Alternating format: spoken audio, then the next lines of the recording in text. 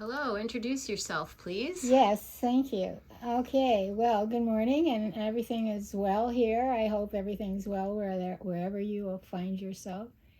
And I'm here to tell my story. And my story is my name is Susan Catherine McGorry. My maiden name was Gage. I got married in 1961. I got born in 1937.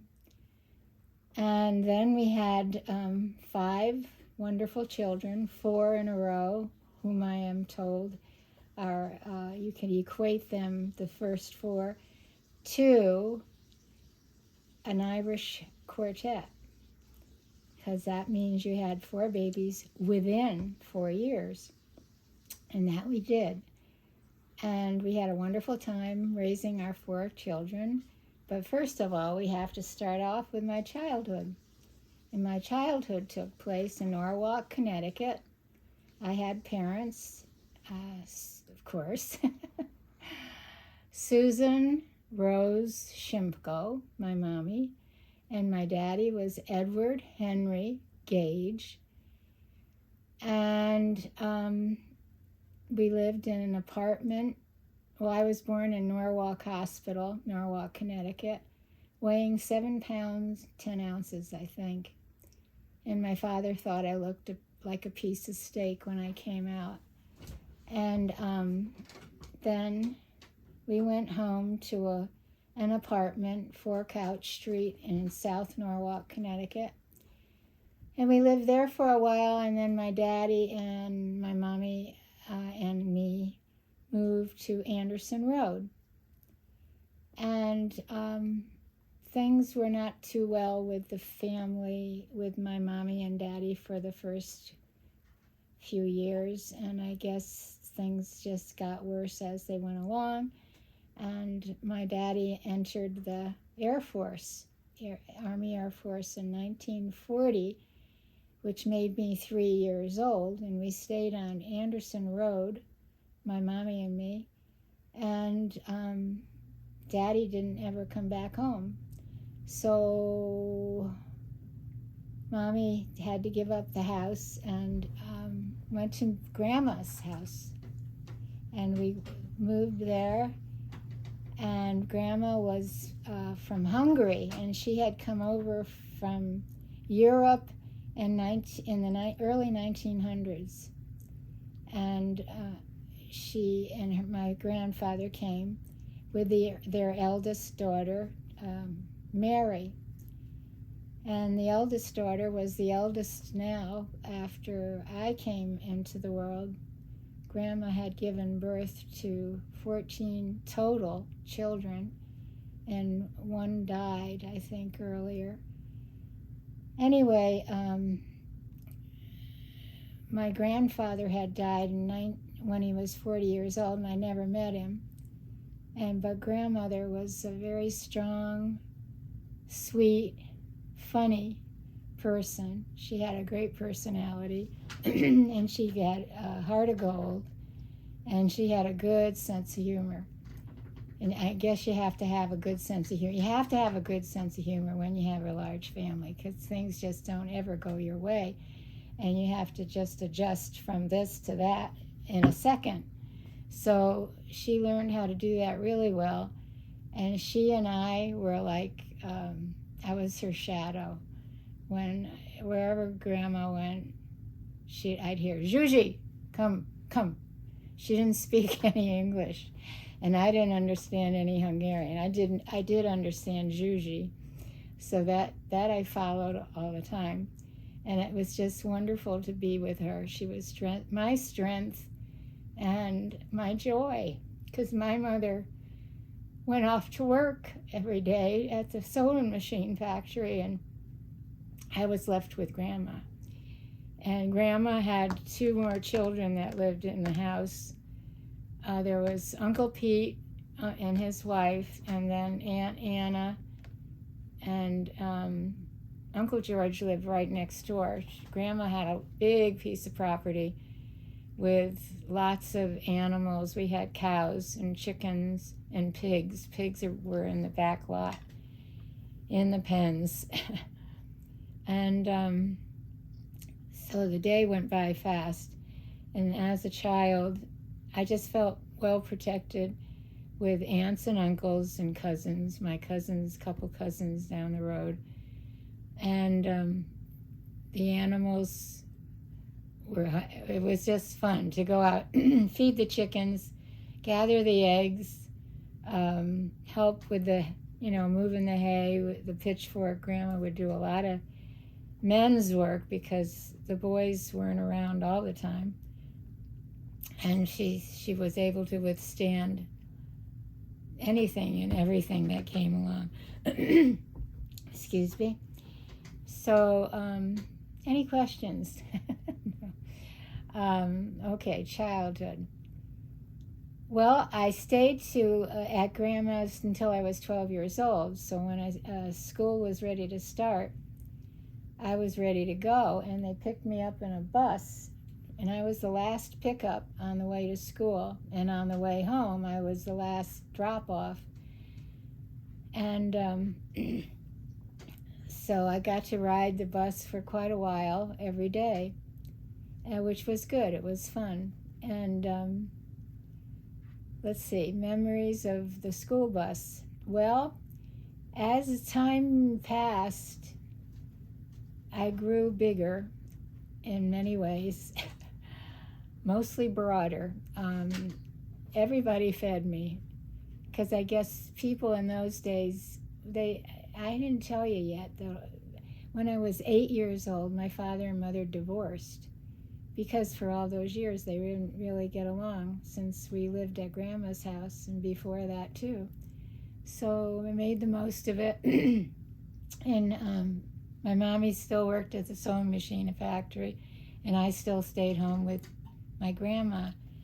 And then if I go to visit my Aunt Helen or Anna or Mary, they all lived fairly close by. You had to drive a little place, you had to take a trip, but not that far. And they'd all say, "Juji, eat, eat, eat." Well, Juji ate, because everything they cooked and made, put together, was all Hungarian goulash, and you don't know what that is. That's kind of like a heavy meal with noodles and stuff that stuffs you.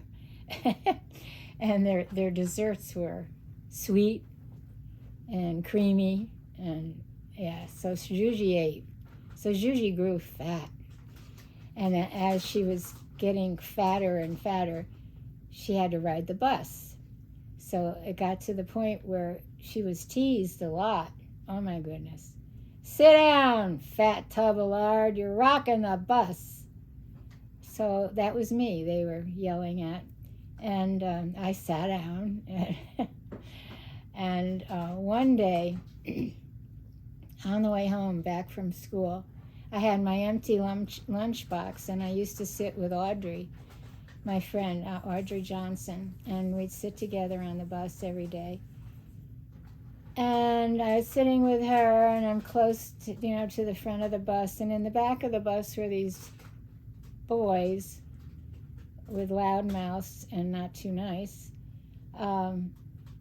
Susie loves Stevie, Susie loves Stevie. They sing that a song, and they were kind of making mean statements about Susie's tub of lard. So Susie got ticked, and she got her lunchbox, empty lunchbox, and she walked back to the back of the bus and directed her future hit to Bobby St. John, who was the one that started all this stuff, yelling out, and slammed him over the head with a lunchbox. It was an empty lunchbox, so he didn't get harmed. But I didn't really care at that point, because all day I didn't feel good. And I knew that I maybe had a fever, because I was hot. And I was hot with fever and a little irritation. So I let him have it. So then I went back to my seat.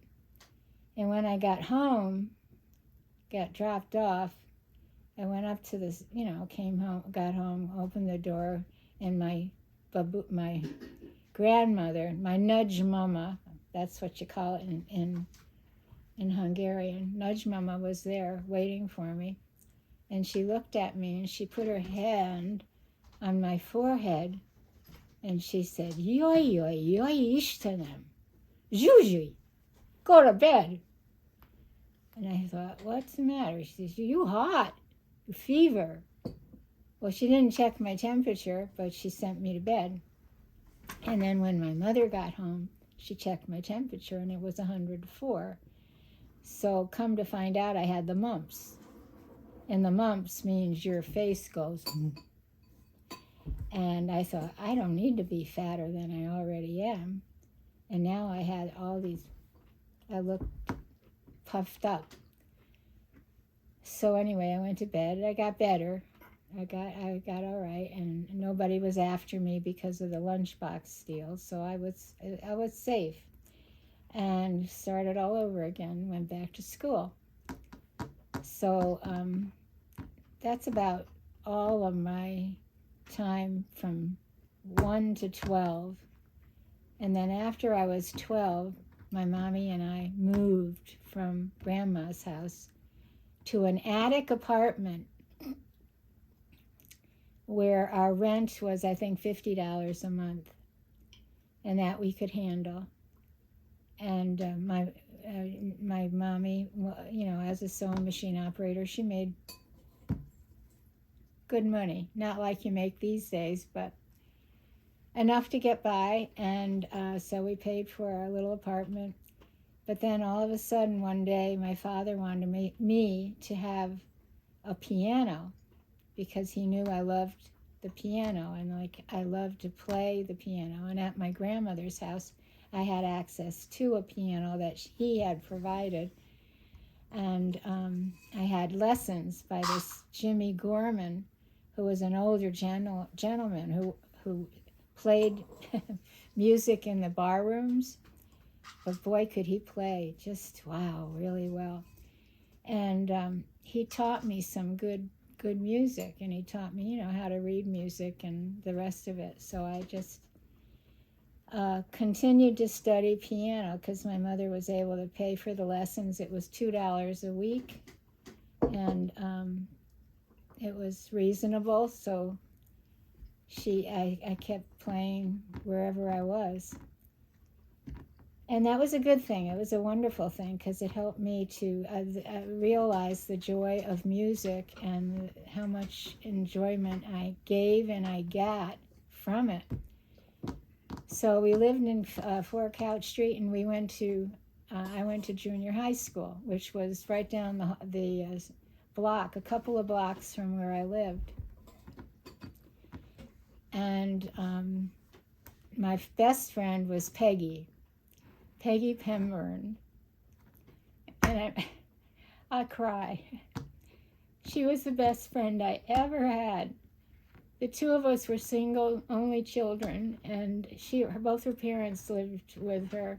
She lived in an apartment house, and it was right down the road, just about a couple blocks from me. I was at the bottom of a hill, and she had to go over this parking lot. Anyway, her home was right down the street from the parking lot. So we were close, we could get together often. But we always walked home from school, just the two of us. And these two girls who liked to chase us. And they loved to scare us to death. It's almost like they couldn't wait for us to come out and just let us have it. So for a couple of blocks, we'd run like crazy, because we knew we were being chased. And we get to the corner where we could go down the hill, and they had to go up the hill. So yay, we're free. So we'd go down the hill, and by the time we got to this tree that was just outside the house we lived in, I lived in, but Peggy used to come up to our apartment for a few minutes, just to hang out and just have a glass of water or something after this long run that we had. But we get down to this tree and we start giggling. and we'd have to go to the bathroom. I mean, you know, a lot of times I just didn't want to use the bathroom at school. I wanted to get home and use the bathroom there. And I didn't make it a couple of times, and neither did she. So if we had to let loose there at the tree, we'd laugh and laugh and laugh, and then giggle our way up to the attic stairs. You know what attic stairs are like? They're steep. When you get through to the second landing, you have to go up the other landing, you know, up a set of stairs that are kind of steep. And then go down the stairs to the second floor to the bathroom. That's how we got to the bathroom. And Mrs. Hurst was an old lady that lived in the second floor all by herself. And she shared that bathroom with my mother and me and Peggy when she was there. Anyway, that's how we got through that day when we had to relieve ourselves. But that's enough of that story. So then that's 12 years old, and then we moved to Taylor Avenue, second floor apartment, which was up the top of the hill and down a little bit of a hill on Taylor Avenue, and that's where my father had his business. He was a body and fender man, which means he banged out fenders. Nowadays, if you bang them out, you make them fly because it's all fiberglass now. There's nothing steel anymore. So he could bang out that steel by hand with a hammer, of course, and or whatever other tools he needed. And then his buddy, his partner, was Mike Drasky, who did the painting of the cars. And after they're repaired, you know, they have to be touched up or whatever. And he was excellent in his work. And my dad, he was also an excellent worker. So they had a great reputation around the area, and a lot of the dealerships and all would use them to do a lot of work. So they made a good income, but I had to go down to my father for the alimony check, because when the divorce comes, you know, if you have a divorce by the court, and that was very new to anybody that, I mean, I didn't know anybody, no other person that I knew came from a broken home, so I felt like a freak, kind of like, you know. But I had to go down and ask Daddy to give me the alimony check so we could pay the rent. So that took us to the end of high school, and then my mother remarried and moved to Rowayton, Connecticut. And I guess I already told you I lived in Norwalk. Okay, so but my stepfather had been married before and had lost his wife, but he didn't have any children. So when I came into his life, he wasn't happy about that. So he made it well known that he really didn't like having me around, which was good. I mean, it wasn't a good thing, but I was a senior in high school now, and I'm on my way. I had already made the decision to be a nurse. My father had made the decision for me, actually. He said, I'll pay your way. And in those days, tuition was $300 for the whole 3 years. You work your way through your training. You don't really, that was it. But things changed not too long after I graduated to a higher course of tuition and all that. I'm just thankful that I had something that meant something to my life and gave me a way to earn an income. And actually, it turned out to be a big blessing. I didn't realize I could be a nurse, but it turned out that as you give, you receive. And as I gave my life to my nursing and loved the people I treated, I gained a lot. I gained, the weight went off, but the love of people came to me. I saw the needs and helped to meet the needs, and it's a blessing to be a nurse, and I'm very glad I became one. And when I graduated from nurses training, I received a scholarship to go to University of Pennsylvania. But by this time, I had met my husband to be, and all I ever wanted in life was to have a family. That was the most important thing in my life.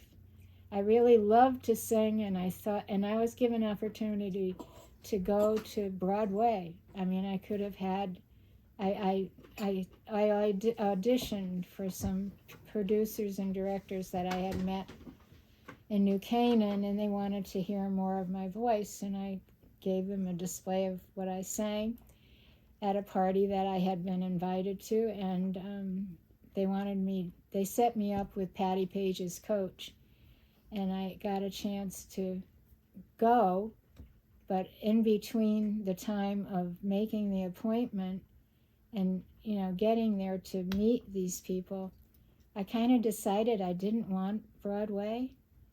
I wanted to have a family. That was more important to me than anything. I didn't want to be famous. I wanted to have a family, because I tell you, family is everything. There's nothing more important than your family. And I didn't know that for sure, because I really hadn't seen much example of it growing up, but I saw how my grandmother made it through without her husband. She had her children around to kind of boost her up and to help her around the farm, and she had others that loved her, and that's what I wanted. So family. So we did have our family, and that's the most important part of life, I believe. You have breath, you have life around you, and that's another thing that I love to do, is grow flowers and grow a garden. But I never was too. My mother did it well, but I didn't. We didn't live anywhere actually where there was a lot of space for the garden like Grandma had. And so that's got through nurses training, and I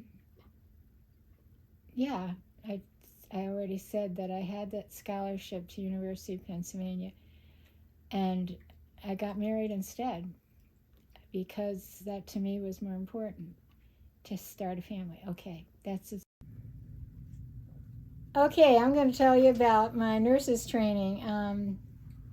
In June of 1955, I graduated from high school, and then I went over to the University of Connecticut, up in Storrs, Connecticut, and for my beginning of my nurses training. This is a preliminary 4 courses of 4 different subjects, a whole year's worth of each subject in 3 months.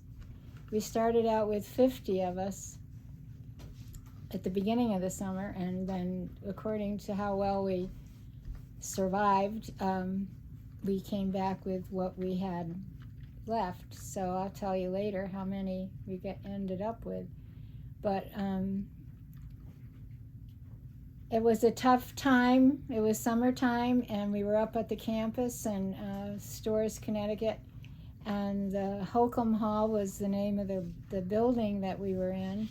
And it housed 3 schools, I think: Waterbury, Connecticut, Greenwich, Connecticut, and Norwalk, Connecticut, all schools of nursing. And we had a great time. It was fun getting to know new people. We paired off with a roommate from our school for the summer, and made our, move, but got right to work on the campus before long. I guess we moved in on a weekend and started on Monday. And anyway, we got to school, and we had the four classes we had to take a whole year's worth of was chemistry, microbiology, anatomy and physiology, and foods and nutrition. And it was quite a feast of study, but we all survived it, and we really had a good time on campus, because there was really no one there but the cadavers that were in the building that was right next door to the Holcomb Hall. And what we do sometimes at night, take walks, we sneak out. We were the dormitory, that we had to be in by 10.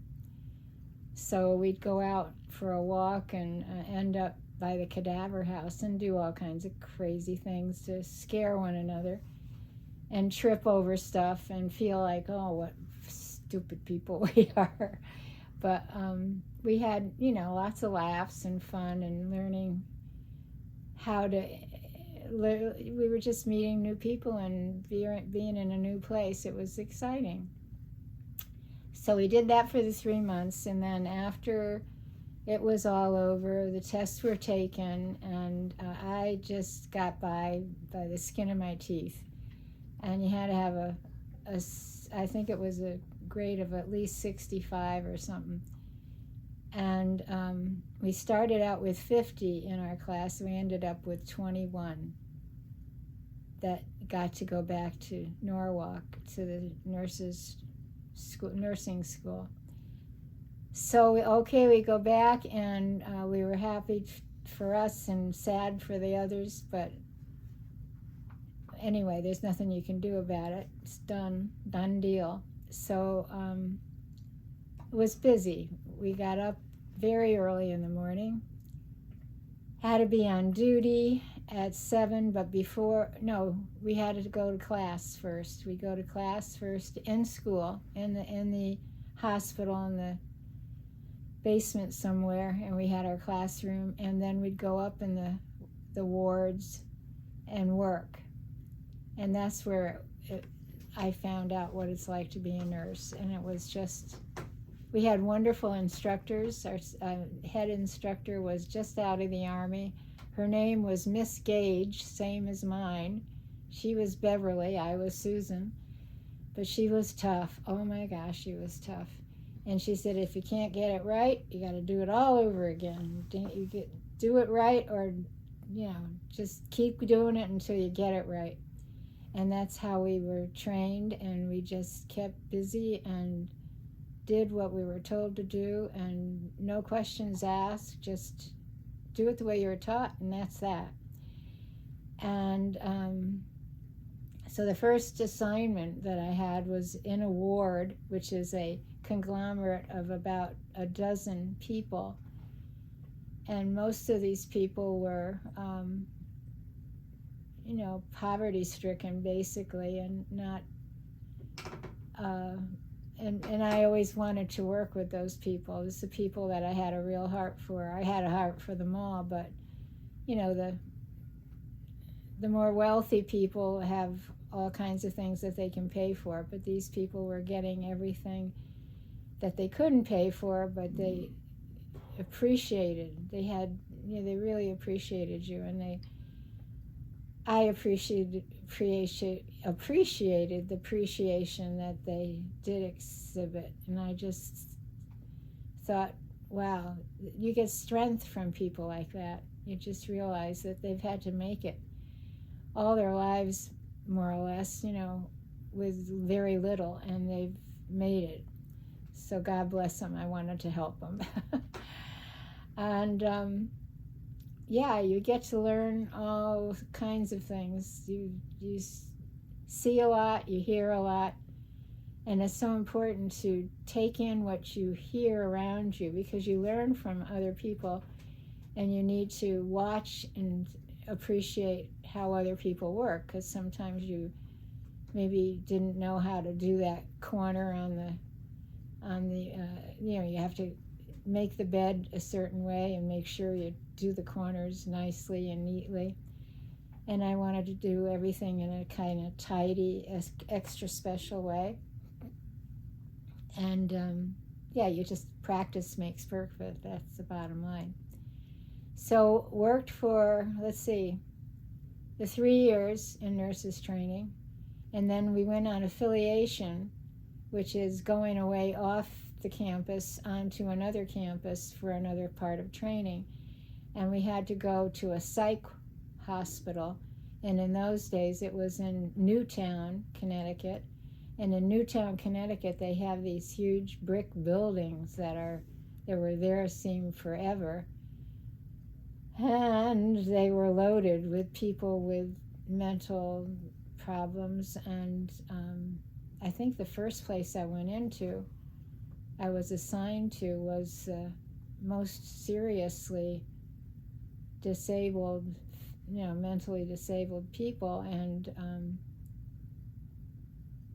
of course, they're all locked. The areas are locked, and you are in there for a whole 8 hours at least each day. And we were the first group that was sent in this particular area that was very high maintenance, high alertness. You have to be highly alert to work there. And we were trained in there to, about certain patients that were in there, the certain difficulties and different quirks. And one day we had been told about this lady who was very, very bright, but she had a tendency to, if she didn't like someone or if she felt threatened by someone, to try to strangle them. So this one day I was in the recreation room of this area and playing the piano, because I had learned quite a lot about playing the piano, and I was the only one that was available to play the piano at that time. So I did. And while I was playing the piano, I did feel hands around my neck, and these fingers started to squeeze pretty tight. And the only way we were warned that if this should happen by this particular patient, all you had to do was reach up and touch her wrist, and she'll just vacate. She'll leave you alone. So that's what I did. Fortunately, I was trained to do that, because she really stood higher than she probably was close to 6 feet. And she just didn't, that was her way of retaliating, because she felt threatened. And I got myself released, and everything worked out fine. But this was the type of area we were in, and then other areas are different. Every area was different and less threatening, but that all worked out. And very brilliant people I met in some of the wards, and we were there for I think 3 months, and made it. I remember one night, though, I had to work till 11 o'clock, and dark night, and I came out of this other building I was in that night, and I look up and there's a full moon, and then there are a lot of stairs, so everything's cement, cement stairs, and I'm standing at the top, and I look down, and there's a skunk looking up at me. I thought, oh my God. And my dormitory was way over on the other side of the campus. And then you hear the moaning and groaning of some of the people in the buildings, and it wasn't a very favorable atmosphere. And it was late, and I wanted to get out of there.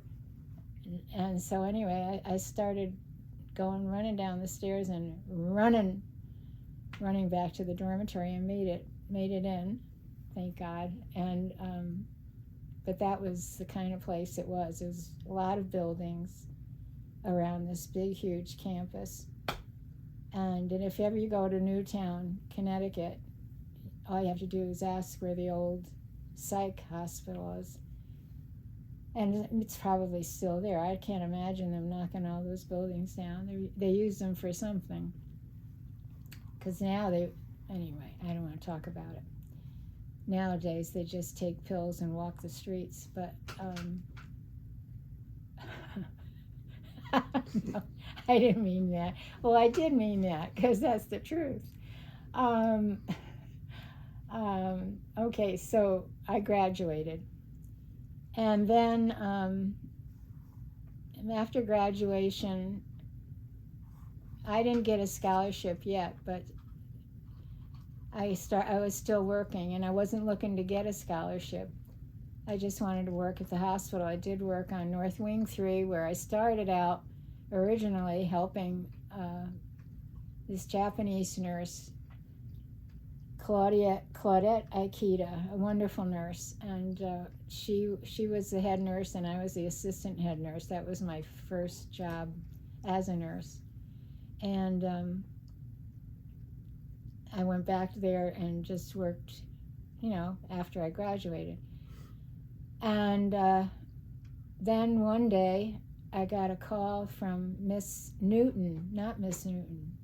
Yes, Mildred Newton called me into her office and wanted me to have this scholarship to University of Pennsylvania. So I accepted, and I went down to Philadelphia to find where I was going to be staying, and realized that the dormitories that they had for nursing, I couldn't access them because they were working on renovation and all that for the summer until the fall semester. So I looked. My mother was with me. Came down to Philadelphia with me and had come up in the train with me, and we drove up. I drove up. I had my car and I drove up, and but she had to take the train back to Norwalk, and she didn't want me staying. I was offered a job at the University of Philadelphia Hospital in Philly, and my mother saw where this hospital was and realized it's right in the middle of Philadelphia city, and she didn't want me living there by myself. And so I said I would go to a Catholic hospital because I was a Catholic, and my mother would feel safer if I was in a Catholic environment. So I ended up going. I called Holy Redeemer Hospital, which was close, and they accepted me for the pediatric department where I wanted to be. That's where I wanted to specialize my nursing. And so I went to, and they wanted to have an interview with me the same day. So I went over to the Philadelphia, Holy Redeemer Hospital, had my interview, and was told I could start tomorrow if I could find a place to live. So they directed me to the bulletin board where there were opportunities for, apartments or rooms or whatever. So I checked it out, and I found a room on Cottman Avenue. I think it was 1280 Cottman Avenue. And I met the owner of the home. She worked at the hospital, and I could start living there as soon as possible. So within a day or two, I was moved in, and my mom had already left on the train to go back to Connecticut. And I was introduced to the pediatric department and got settled eventually, and everything worked out. And then I met a friend at the job at Holy Redeemer. Her name was Patty Girk, an RN, just graduated like I did. And so the two of us became friends, and she and her family owned a place in Ship Bottom in the shore of New Jersey. And so I went down on a weekend. Anyway, we had a wonderful time, and that's where I would go to enjoy the weekends. And then eventually I had already met my husband, and he had leave from the Navy and came to visit me, and we visited, and then he asked if I could go home with him and meet his family. So I said, yeah, I'd love to meet your family.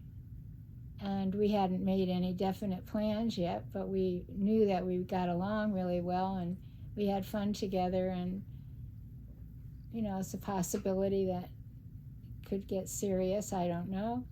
But we went down to Allentown, where my husband was from, and met the parents, had a great time. They were really nice to me. They were friendly and made me feel right at home. So before long, we only spent a couple days together at his house, and then he went back and I went back to work, and we continued to communicate by mail. And well, here we are. It'll be 63 years next year, April 29th, that we're married. And we've had a wonderful life, a great life, and very interesting life. And the nursing took us through. Amen. How did you meet? Oh, how did we meet? Okay. Thank you. How did we meet? His name is Joe. And the girl that was a friend of mine from the I was working in the operating room now, and this in the summertime, they needed help, so I got to help anyway, I had helped in the summertime, as an assistant surgical nurse. And I loved working with Dr. Lane. He was a new doctor to the hospital, and he was the first one to do thoracic surgery. And I enjoyed working with him. He was just a very good doctor. Well, they all were, but this one was, extra special, and he did extra special things. So that's where we worked, and then I worked with Dr. Jenvert, who also was a very excellent surgeon. So the summer went, and anyway, I met Joe. Oh, I know. Okay, I got on my rabbit trails. I get on that rabbit trail once in a while. The friend that I had found in the operating room was Ita Mimna from Ireland, and she had the brogue, and she looked very Irish. She was very pretty, and the two of us just hit it off. And so we were having we went in to have a break as we were working in the OR together, and she said, "Oh, I want to go to Florida. I think I want to go to Florida for my vacation." And I said, "Oh, when's your vacation?" And so it happened that both of us had the same vacation. And I said, "I want to go to Florida too, and I want to go to Miami Beach." And she said, "Oh, so do I. So, okay, let's go." So we made arrangements, and we went for a week. So we go down to Miami Beach to the Jonina Hotel on Collins Boulevard, and we're excited, can't wait to get on the beach. But I'm already engaged to this other guy, but he didn't believe in Catholicism, and I was raised to be a Catholic, and Grandma she said, "You never go to another church. You go to your Catholic church." And so I thought, I can't marry him. And I don't know if I really loved him. At this point, I don't know if I really knew what love is. I mean, real love. And and then this guy that I just met, Joe, if I get involved with him, then I can't go with him because I'm engaged. I had already told him I'm engaged, but I hadn't broken my engagement yet. But I know. Anyway, so we went. I went to Allentown, and I met the family. I liked the family, and then with Ernie, the boy that I'm engaged to, I go home from Florida, and I told him. How did you actually meet Joe? Oh yeah, sorry. You're gonna have to skip. No. Okay. Hard to remember. No, it's hard to remember. It's very, there I am down in Florida, and now I had another rabbit trail back to wherever I went. It's okay. Ita and I we went to the beach the first day because we got there in the evening the night before. Okay, up next morning, go to the beach.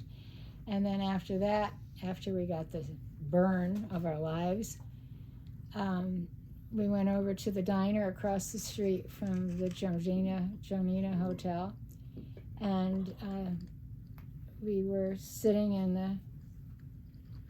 the booths, and then the next booth over behind Ida was across from me, and behind him was Jim, and then Joe was on the other side of the booth facing me. And the two of us glanced at one another, but we had no connection. And but the other two were hitting it off, and they're talking back to back. And then finally, Jim wants to know, could we possibly go out with them tonight, like after we leave the diner? And I said to her, I don't think, we should, but let's go talk about it in the ladies' room. So we went into the ladies' room and we talked about it, and I said, well, I think we're safe if we go to the hospital, the hotel we're staying in. And they turn out to be losers. We'll just dump them there. We're just, because we're safe. We know where we are. So that was our plan. So we went and we crossed the street. Joe had a car that he had borrowed from his aunt who lived in Fort Lauderdale. And she had offered him the car for the weekend. And so his car was parked outside the diner. And while Ida and Jim were talking, I noticed this huge pimple. Oh, it was like none, I wanted to eat supper. I didn't want to look at that pimple. But I was fascinated by it. Being a nurse, you just want to lance it and clean it out. I thought, oh God, that's disgusting. So anyhow, we go to the car, and Jim, who is not the driver, is holding the door open, and I assumed he wanted me to get in, but no way, I'm getting near that pimple. So I just hopped into the front seat, passenger side, where I saw Joe was going to be driving, and that's where I'm going to stay. So that's what happened. I just need to let you know that Joe and Jim were sailors at the time when we met. And they looked really sharp in their uniforms. And But when Jim, I guess, had decided that because I was the taller of the two girls, that he would pair off with me, vanity, and Joe would have Ida. So, but I decided otherwise. And when we got to the car, I realized that Jim was opening the door for me. And I thought, no way, because I had discovered this pimple, I didn't want to be anywhere near it. So I wanted to go with Joe, and that's how we ended up together. No. Oh, keep going. God. You're good. You're good. I'm digging. You're fine. You're fine. Oh no, sorry, Joe. Right, I don't continue. mean any. I don't mean any because I take you over a pimple. I never met you before, and we were doing our best to make it work. So anyway, yeah, we had what happened is Jim and Ida kind of hit it off. We went to another place. It had a jukebox, and you could dance there after the first place. Oh, you saw Woolly Restroom. We went to the Jonina.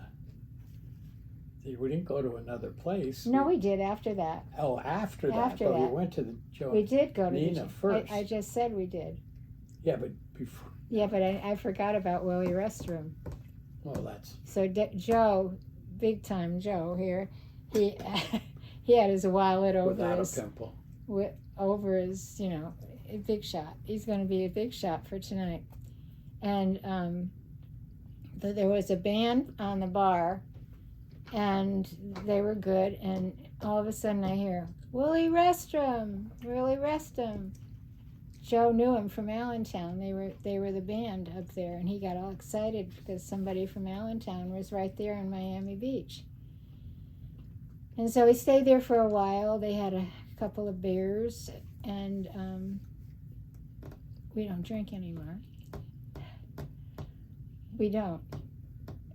Not because we're alcoholics or anything like that, but we decided I love you. it's not good You're for so you.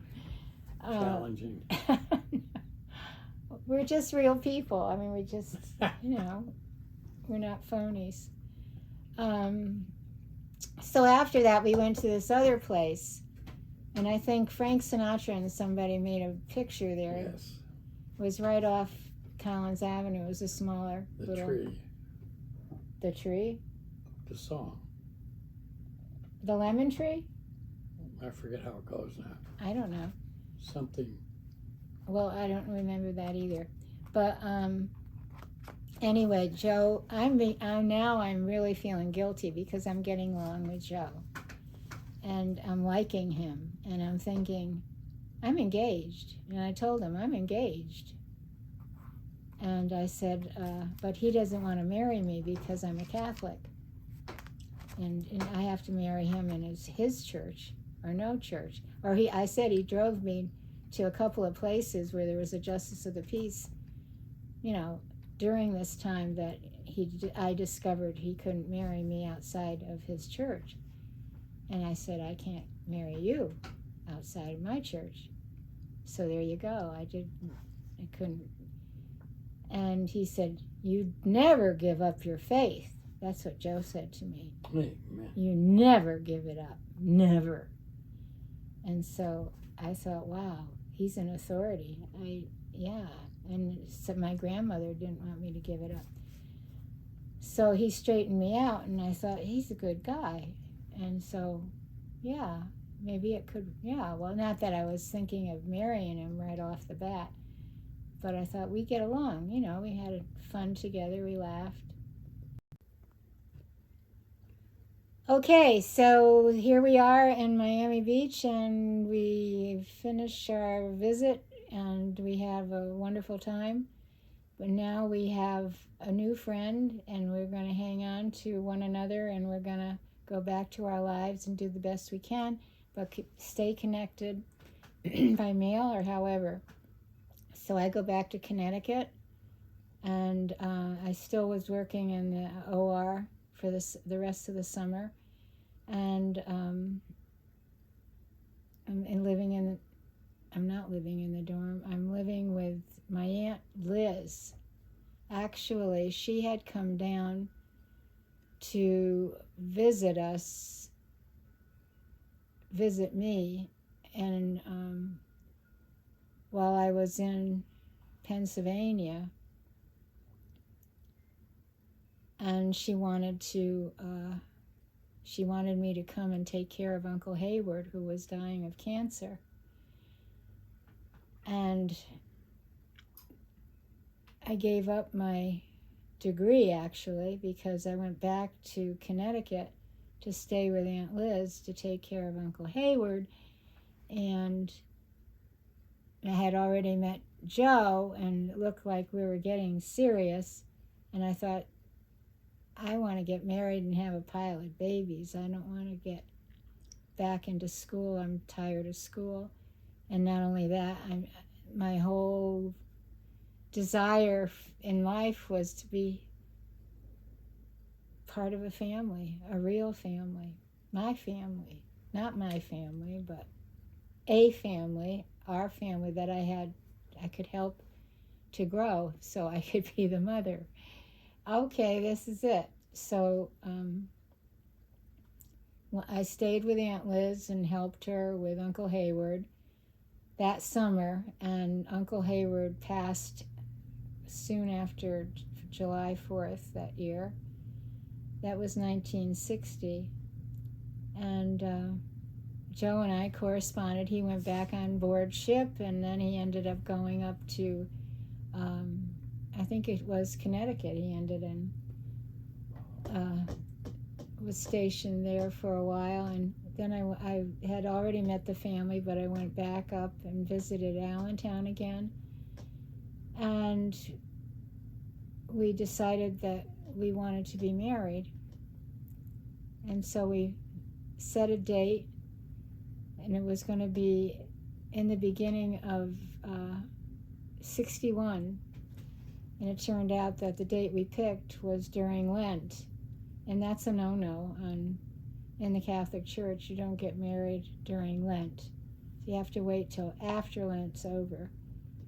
So we set a date for April 29th, 1961, and I proceeded to make believe that I could have a normal wedding. But as it turned out, I thought maybe someone in my family would offer to be part of the reception, take care of a little bit of the reception. One of the uncles that I lived near in Connecticut as I was growing up until I was 12, but had continued to visit, etc., and who had offered, but nobody stuck to their offer. So my father took it upon himself to give a reception for whomever came, and anybody could come, but anybody in my family. So the people that were with me all through my childhood were not allowed to come, except for my mother, and she had lots of siblings, and I had lots of cousins, and it didn't work out. So on the wedding day, Joe had already prearranged his cousin to be the preacher. He was a San Franciscan. He was a Franciscan brother, right?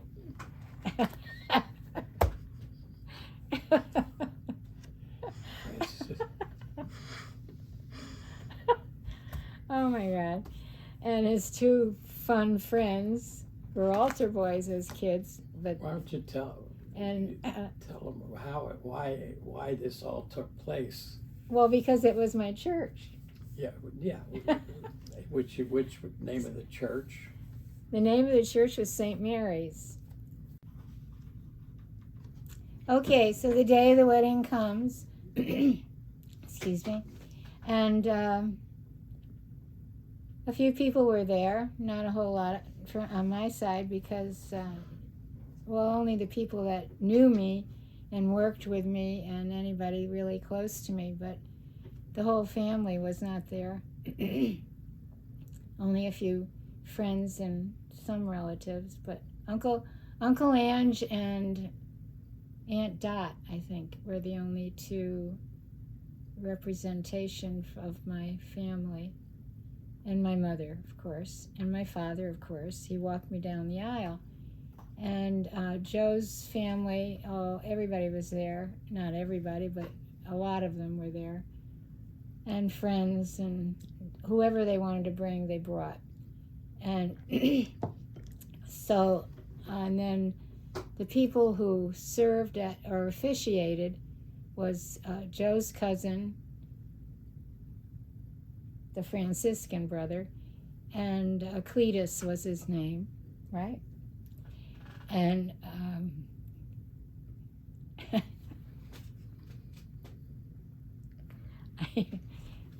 this is not nice. You're fine. You gotta take this out. You're fine.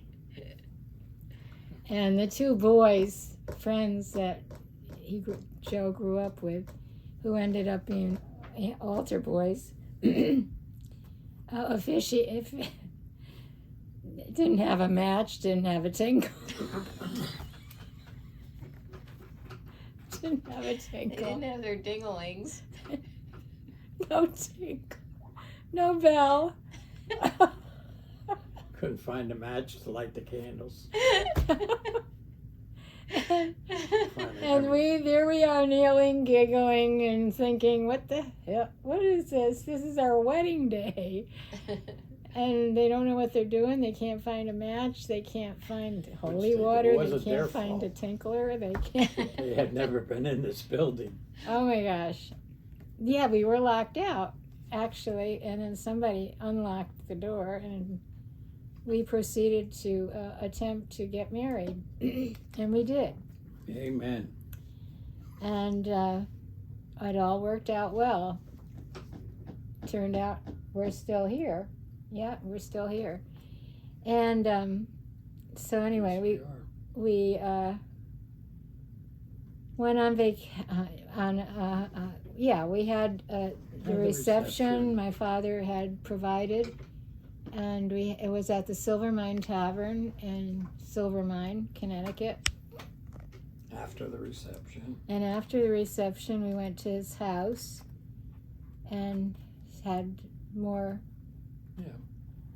fun. And then Joe and I left on our honeymoon and ended up at what? We left in the evening. In the evening. Early, and we ended up, what was the name? Nick's Hotel. Nick's Motel. Where were we going? We were heading for Niagara Falls, but it was late, and so we ended up in Nick's Motel on the way, Route 7. And we slept on twin beds and made the most of it. Amen. And then went to our destination the next day, and I got strep throat. And I believe we kind of cut it short, and we went back to our home in Hulda Hill Road in Wilton, Connecticut. It was a little apartment on an estate. We were in the servants' quarters, and we loved it. It was just a cute little, apartment. And up in the woods. And we stayed there for a while, and my father had an apartment, one-room apartment in the barn that he owned. It was the old homestead, the house and the barn. And what he had done was made an apartment upstairs and then a small apartment downstairs. The one downstairs was vacant, and he wanted us to stay there because he felt that it was safer, because now I'm expecting, before long, a baby, and I couldn't wait for our family to begin. And this little Joy child came, and December 7th, 1961. And she is Catherine Suzanne McGorry. And actually, she happens to be one that's she had this idea of filming our story, and which we are very thankful for, and we just honor her for her good work and her big heart and her love for us. She's just been a joy all our years and all her years. Well, definitely not all our years, because we didn't see you till I was 24. I think I was 24. I was 24. okay, back to the story. Yes, back to story. So we started our family, and before we knew it, we were out of that little apartment and ended up living in the house up front where Pop-Up Gage had told me I'd be throughout my What? We didn't go up front. No, I know, not right away. Yeah, we went to Flax Hill Road. I know, we went here, there, and everywhere, but my father's dream was to have me have this house that his father had left him. And he used to tell me when he'd pick me up on Saturdays to take me to the junkyard to pick up parts for cars in the Bronx. And we didn't talk about that before, but he would slip in every time he'd go up to visit his father up there at the old homestead. He used to say Muzzy. That was my nickname that my father gave me. This place is going to be yours someday. So now, after Katie was born, Katie Sue I call her, because that's what I named her when she was inside me. It's going to be Kevin, somebody, or Katie Sue. And Katie Sue showed up, so that's who she is. And that she's the leader of the whole pack, and that's the way it is. But anyway, that didn't work out, because it just didn't work out, because things didn't. I don't want to go into that. That's not a happy time to talk about. But that could be explained offset sometime. But we stayed there for 9 years, and we ended up moving to Ohio. But in the meantime, from 61 to 69, we had a total of 4 babies. And I think I mentioned it before, that it was, somebody said, you had an Irish quartet, because we had 4 babies in less than 4 years.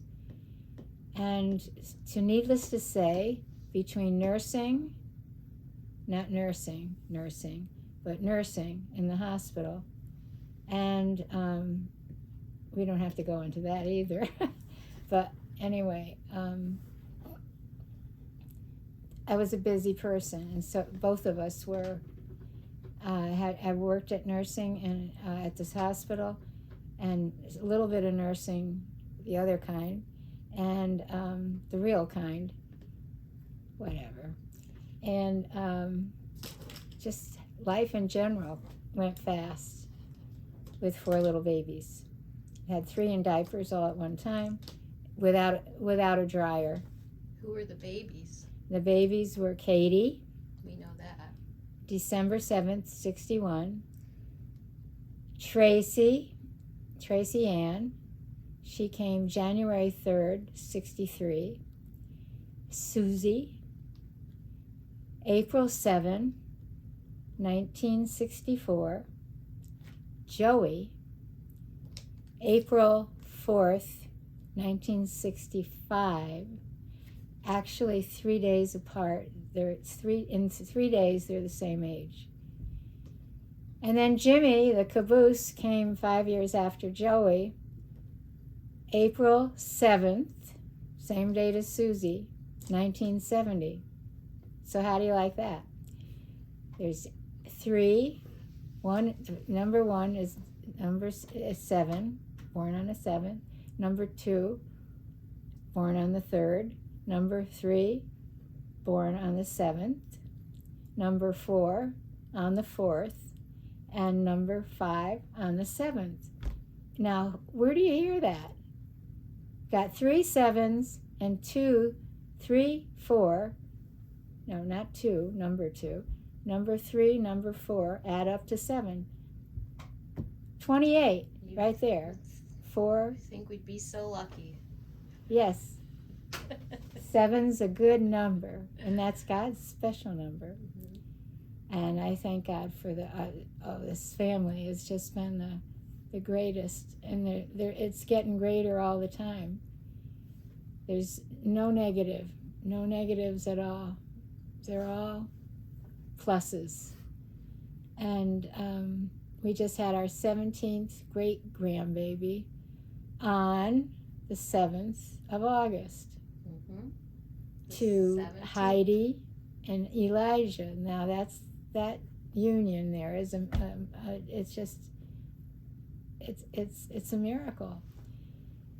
And I tell you, I just thank God for answering my prayers, because He's over abundantly blessed. Amen. And there's nothing more, really, I have to say. They say we're old people now, but they've been a lot of years, but we've learned a lot.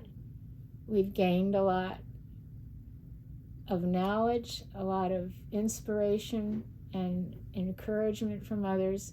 And I think in turn, we've been able to be an encouragement to others along the line. Don't never give up. Never give up. Just never give up. And that's it. Okay, now we're back to kind of explain what happened after 1969.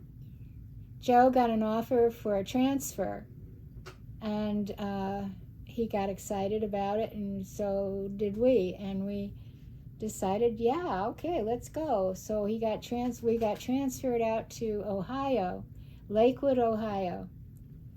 Actually, the job was in Parma, Ohio, but we were Cleveland.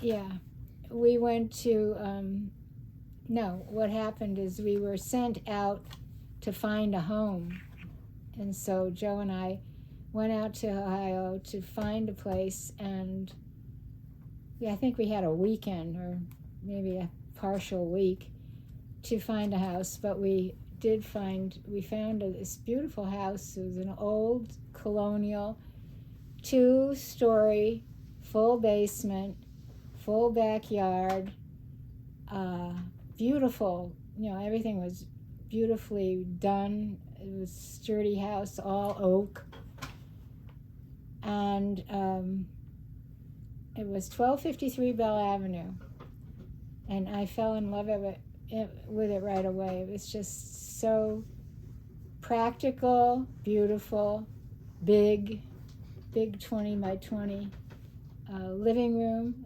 and dining room.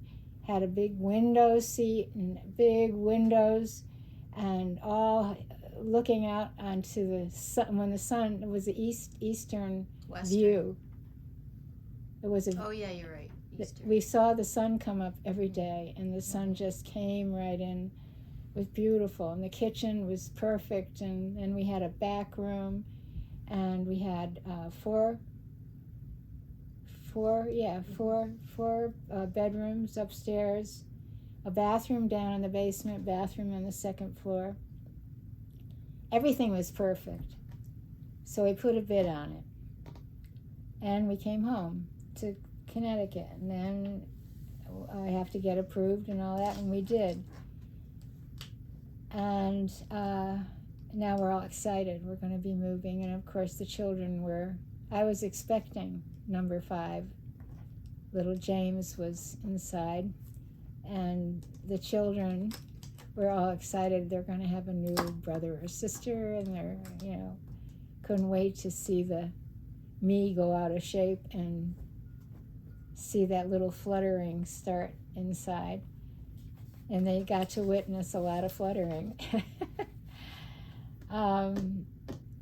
So it was exciting, and packing and moving and all was fun, and it was fun to have it all taken care of by the company. We didn't have to pay for a thing. So okay, we moved there in 60, almost 70,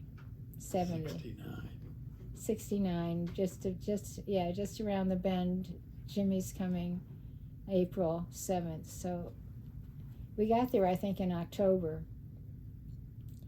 and to get settled, and things got delayed.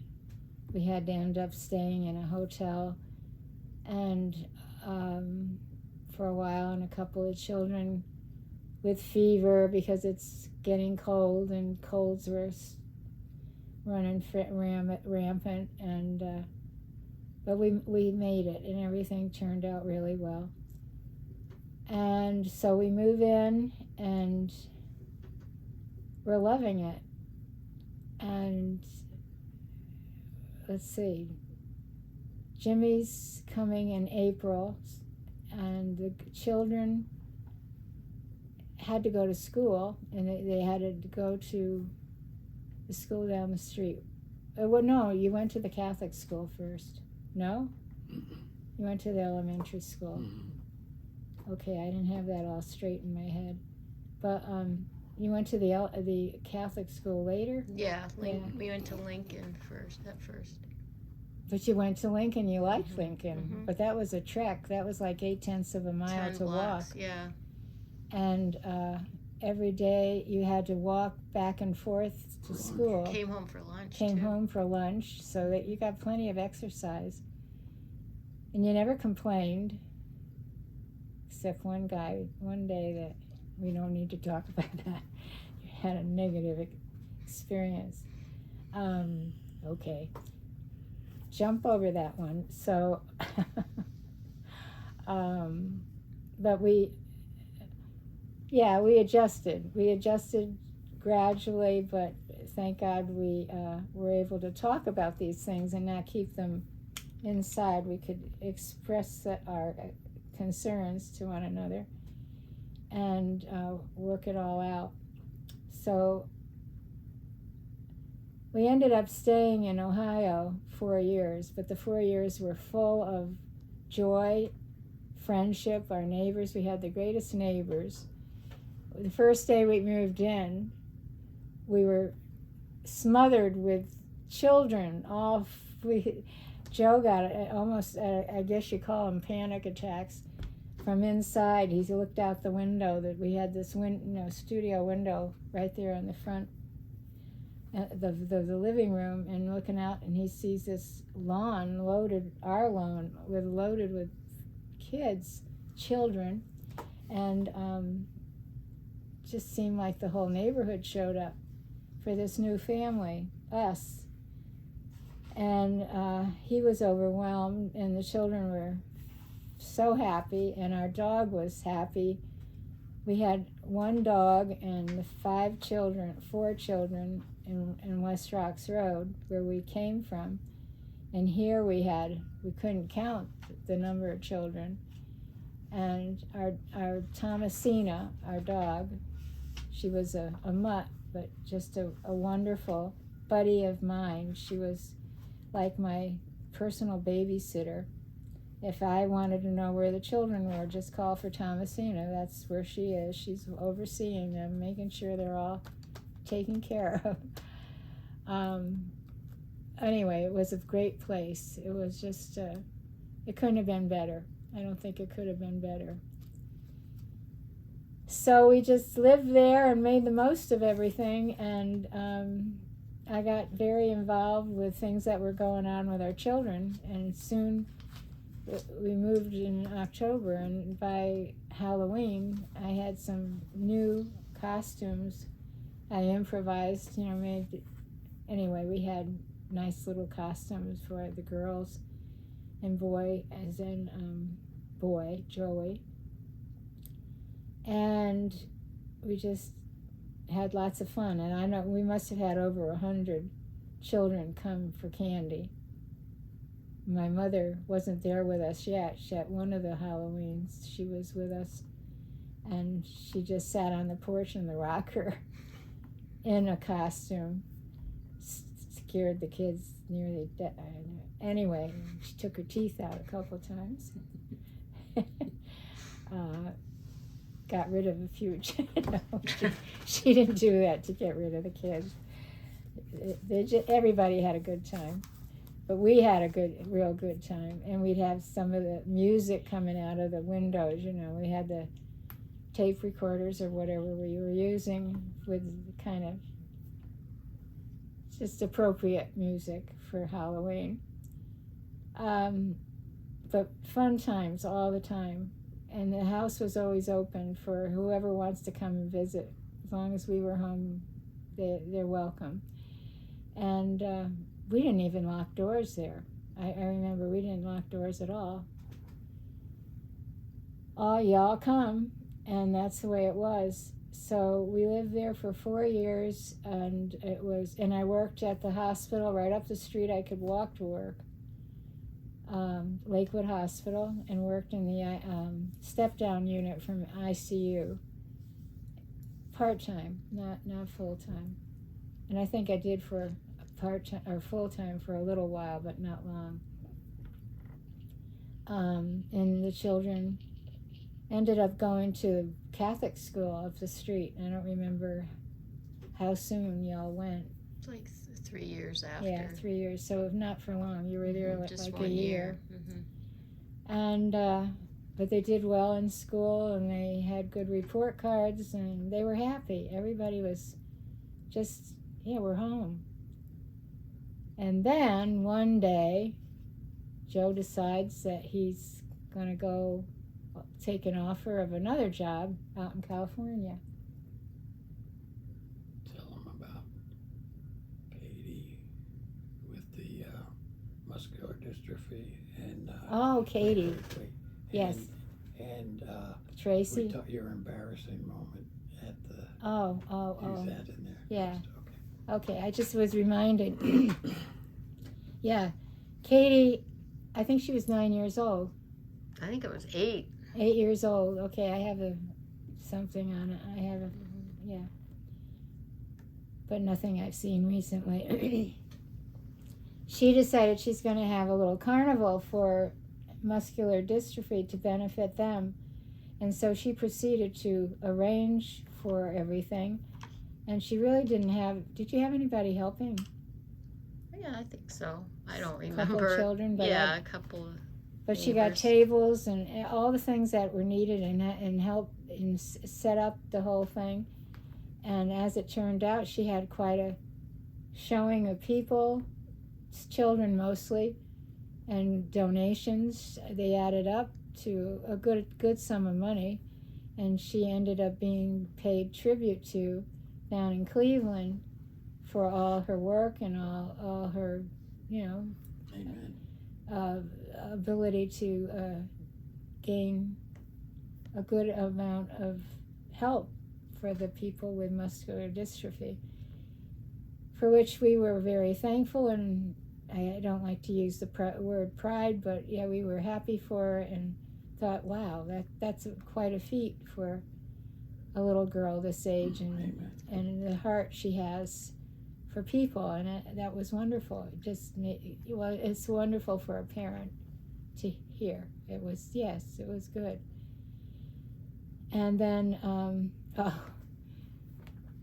like I said before, everybody was welcome, and anybody, and there was always somebody we were watching and helping to, just look over whatever little kids would be dropped off and come and stay with us for however long they wanted to stay. And one day, I had a group of children among our own and said, okay, let's go walk uptown. So I said, okay, we go walk uptown, which was just a block away, and then up the street were some shops. And I wanted to go look for the retail for the fabric shop, because I like to go and look for whatever's on sale, because I like to do a lot of sewing, and I made a lot of their clothes and whatever, curtains and things like that, simple stuff, nothing complicated. So we go up there, and while we're in the shop, one of the little girls, not from our family, but one of the tag-alongs, said to me, Miss McGorry, what's that coming out of your pants? And I had long pants on. Okay, so I had like jeans on, and something was hanging outside my pants. And I said, I don't know. So then I investigated. I said, come with me and kind of but let's go somewhere where nobody could see what we're doing. So we did, and I started pulling, and I thought, oh my gosh, it's a pair of pantyhose that I left in my pants that I was wearing I took them off yesterday and put them on a piece of furniture and then put them all on this morning, but I had another pair of pantyhose on because it was cold. And I start pulling, and I thought, oh my gosh, it's coming from the other foot now. And I gotta keep pulling. So I said, oh, come on, we gotta go over there in that corner. And please circle me because it's gonna take a while. Because, that nylon stretches. And it's double the size practically when you finally get out the other toe out of this toe. So it did take a while, and I got a wad of nylon, and finally it popped out. So I said, this is it. This is what's hanging. Okay, so they laughed, and they thought it was funny, and I don't know if I bought anything or whatever I did. I'm sure I bought something. Didn't go out without something. The protest when the newspaper or TV. You took against the building, the new building. Oh yeah. Oh. You took them up to. Oh, they were around the building. I don't remember. I remember in Connecticut. Was that? No, they were going to build Marianne that big Banducci, building. Was that Marianne Banducci? No. No, there's No, a big building at the end of the street in Lakewood that they were going to build, and there was a protest against it because they were going to have to. The high rise. They were or something? they were going to have to tear down a bunch of houses. Homes. Yeah. Well, we picketed it. Yeah. Mm-hmm. Right. Yeah. And then 1971. Okay, Lakewood Day Parade, 1971. Just now, we just moved in 70, the end of 69. or 69, and so this is our first experience with this Lakewood Day Parade, but we'd never been in a parade before, and we were excited, and people found out that I did some sewing and did some things, and so I had volunteered to do whatever was needed, so we kind of rigged up a plan. We were going to have a wedding, and Joey was going to be the groom, and he was 5 years old, going on 5, or he was already 5, and Jackie Kappas, little girl down the street, was about his age, could be the bride. So we had all the gear for the bridal, I had my own wedding gown, and I had all kinds of stuff to put together, and Joe had an old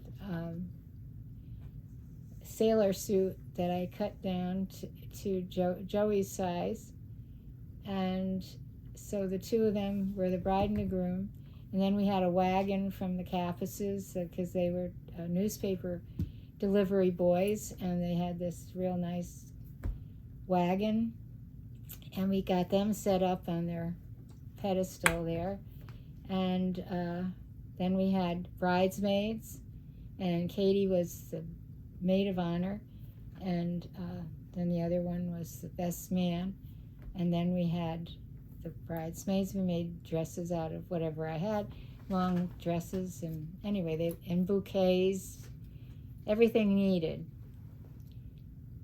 And the preacher was one of the Kappas boys. And we have everybody, yeah. I think so. Yeah. I think I was the mother of the bride. Mother of the bride, didn't I say? Jeff Kappas was the. Yeah, didn't I say the father mother of the bride? or something like that? I don't know. I could have been what you said, the maid of honor. I don't know. Just now. Yeah. Yeah, Doesn't I think matter. so. Whatever I It was said. fun. It was neat. So anyway, they made a hit. They were in this parade. What a parade it was, right? That was wonderful. It was terrific. Every float had a different theme, and Yeah, it was just wonderful, and it went. They had prizes or yeah. And it went we from won second place, didn't we? And you went from Bell Avenue to Lake Park. did you how Clifton or Lake Avenue. Was I it don't. Lake I don't Avenue? remember Yeah, I think it was exactly. Lake- And it like ended Lake at it Avenue. ended at the park. Yeah, Lake Avenue. Mhm. It started. I guess it started down like by the church and then came up Yeah, to the park. Yeah. Okay. sounds right. But we had an ideal location. It was just beautiful, and it was on the Lake Erie, right. We're 2 blocks from the lake, where we lived in Bell Avenue, 1253. And then the lake, and then the Edgewater, I think was Edgewater, and then the lake. Yeah. Mm-hmm. So it's all coming back to me now. And they won second place, and they were invited to. Well, they were displayed that day. You won an award that day, but then there was more to it later on. You just won a lot of stuff like. Yeah, but you had to go tickets to downtown. Did you places and have stuff. to go to Cleveland for it? I don't remember. I don't know. I think that was for muscular dystrophy. I guess. Yeah, that was it. That was different. Oh, okay. Yeah. Yes, you were given an award for that too. The muscular dystrophy.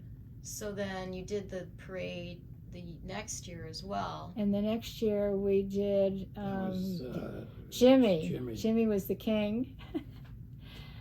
And we were the servants. We had the man in armor and with a sword. Roger, was he there?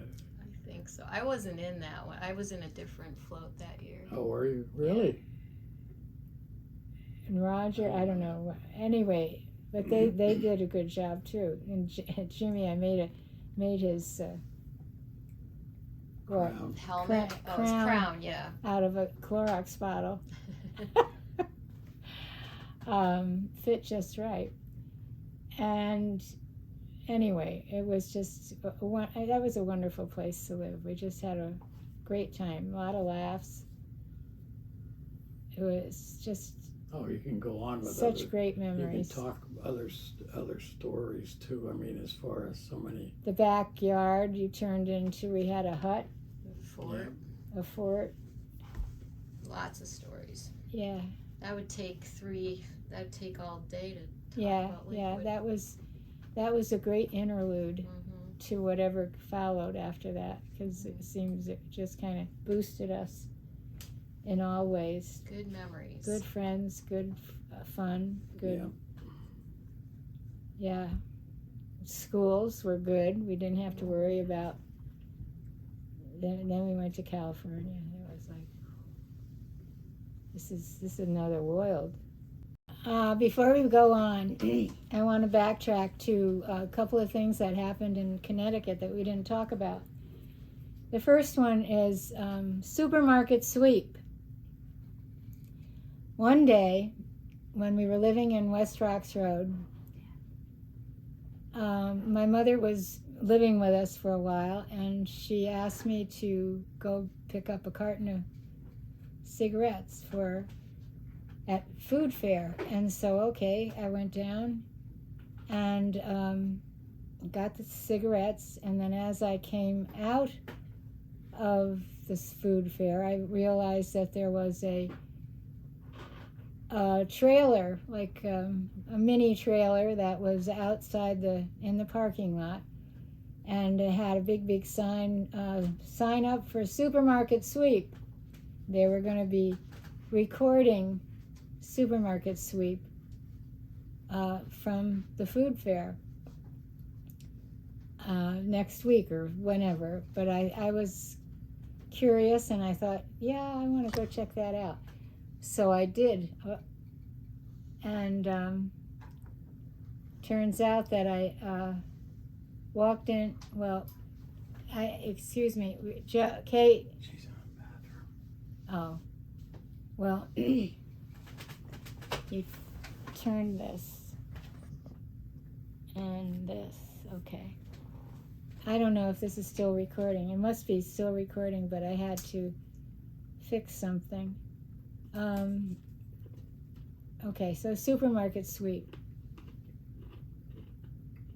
I went in to the trailer and filled out an application and ended up talking to I gave the application to whomever was looking for it, and then inside the other room where the people were sitting, I realized I saw some girls that I hadn't seen that I'd gone to school with. By now it was a few years that I've been out of high school, but anyway, they were all familiar faces, most of them were, and we started gabbing, and before long I had an opportunity to talk to one of the producers. So here I am in the trailer and talking to these girls that I hadn't seen in a long, long time, and then I ended up talking to the producer of this program that they're going to have on TV in the food fair. So he said he would set up an appointment and let me know when to come with 3 runners. So, okay, I had never seen a supermarket sweep show, so I didn't know actually what they were talking about.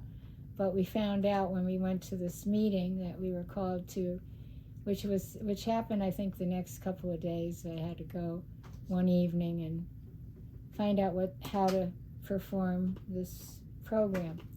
So anyway, we go, and in the meantime, I got my 2 brothers-in-law and Joe to be the runners. There was Tom Wagner, who was commander in the Navy, and the brother who is now doctor. He was not yet, I think he was in college. He was in college at the time. And my husband, and we were all geared up to get going. We found out that all you had to do is go around and find whatever you're looking for, but certain things were marked, either you can pick them up or you can't. But you take a shopping cart and go and get as much as you can, and whatever it totals up to depends on who's going to be the winner. And you want to total it up to be the most of whatever you're sent out to get. So at the end of the show, we won. And did we ever win? Oh my gosh, we had so much food, especially lamb. We had so much lamb, and we had so much of everything. I think we had sample mattresses that we won the full mattress, but we got a sample, and so Did you tell them how you won, what you did, what you had to do? I had to guess the prices of a lot of things. Well, yeah, and that's how you gain the time you have. That's how you get the time that you have to run. So I gave the 3 guys plenty of time to run by coming really close to the prices of items that they put up for you to guess on. So they got out there and they did their job really well.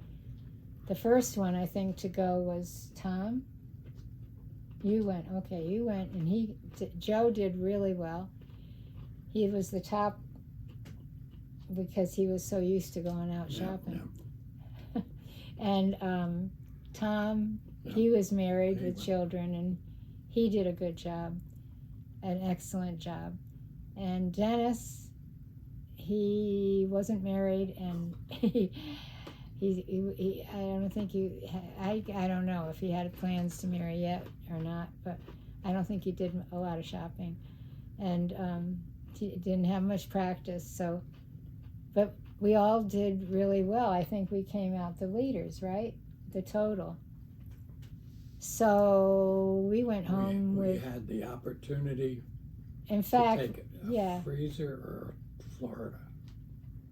Right, we were booked for Thursday, and then Friday would be coming from Florida.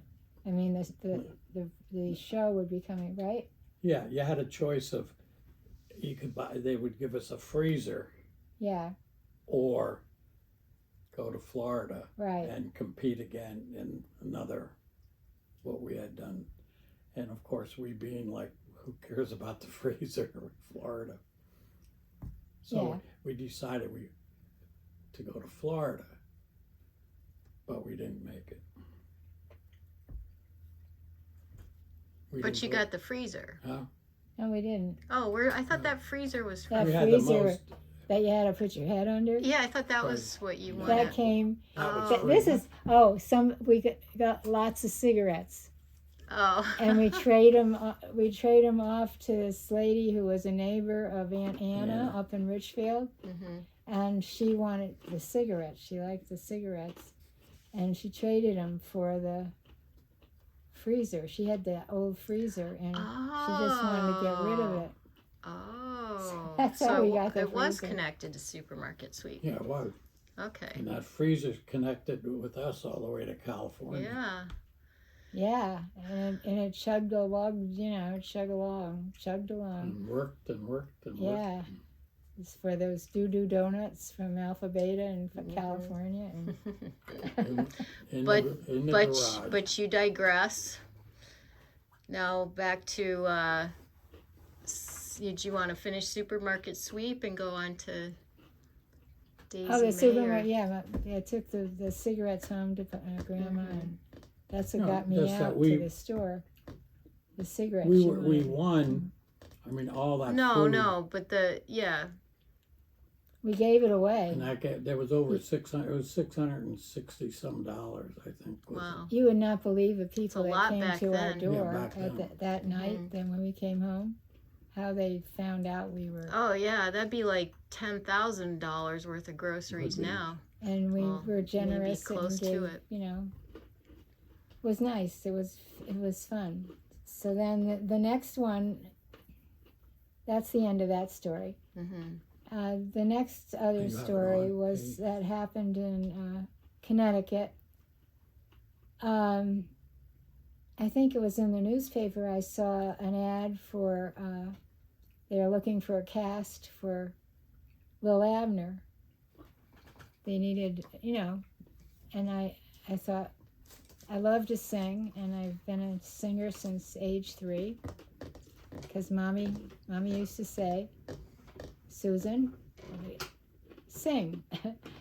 And I like to sing. So anyway, so I went and I tried out for Daisy May. And I had no idea. I mean, I don't think I ever read the comics. I don't, Lil Abner, I knew about it, but I never knew anything about it, much about it. But I went and tried out, and they liked me, but I don't think they told me to lose weight, but I knew I needed to lose weight. So I had a rowing machine. I bought a rowing machine, and when I got the part, I thought I'm using this machine as often as I can, because I want to do well and I want to look well. So I worked on it, and then the dialogue was easy for me to read. It was all kind of down home kind of talk and nothing fancy. The problem was the costume I needed to wear. I wanted to look good in it, because Daisy May didn't wear a whole lot. She dressed kind of casually, to say the least, and she had long hair, so they got a wig for me.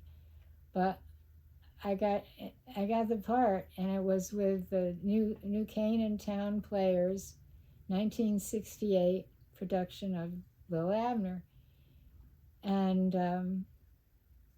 I just had such a good time.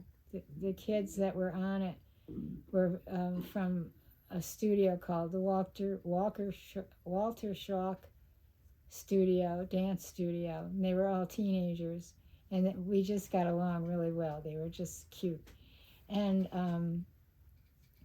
then I could take the 4 of you with me to the rehearsals sometimes, and you were real good at the rehearsals. You didn't get in the way or do anything you shouldn't have, and we all had a good time.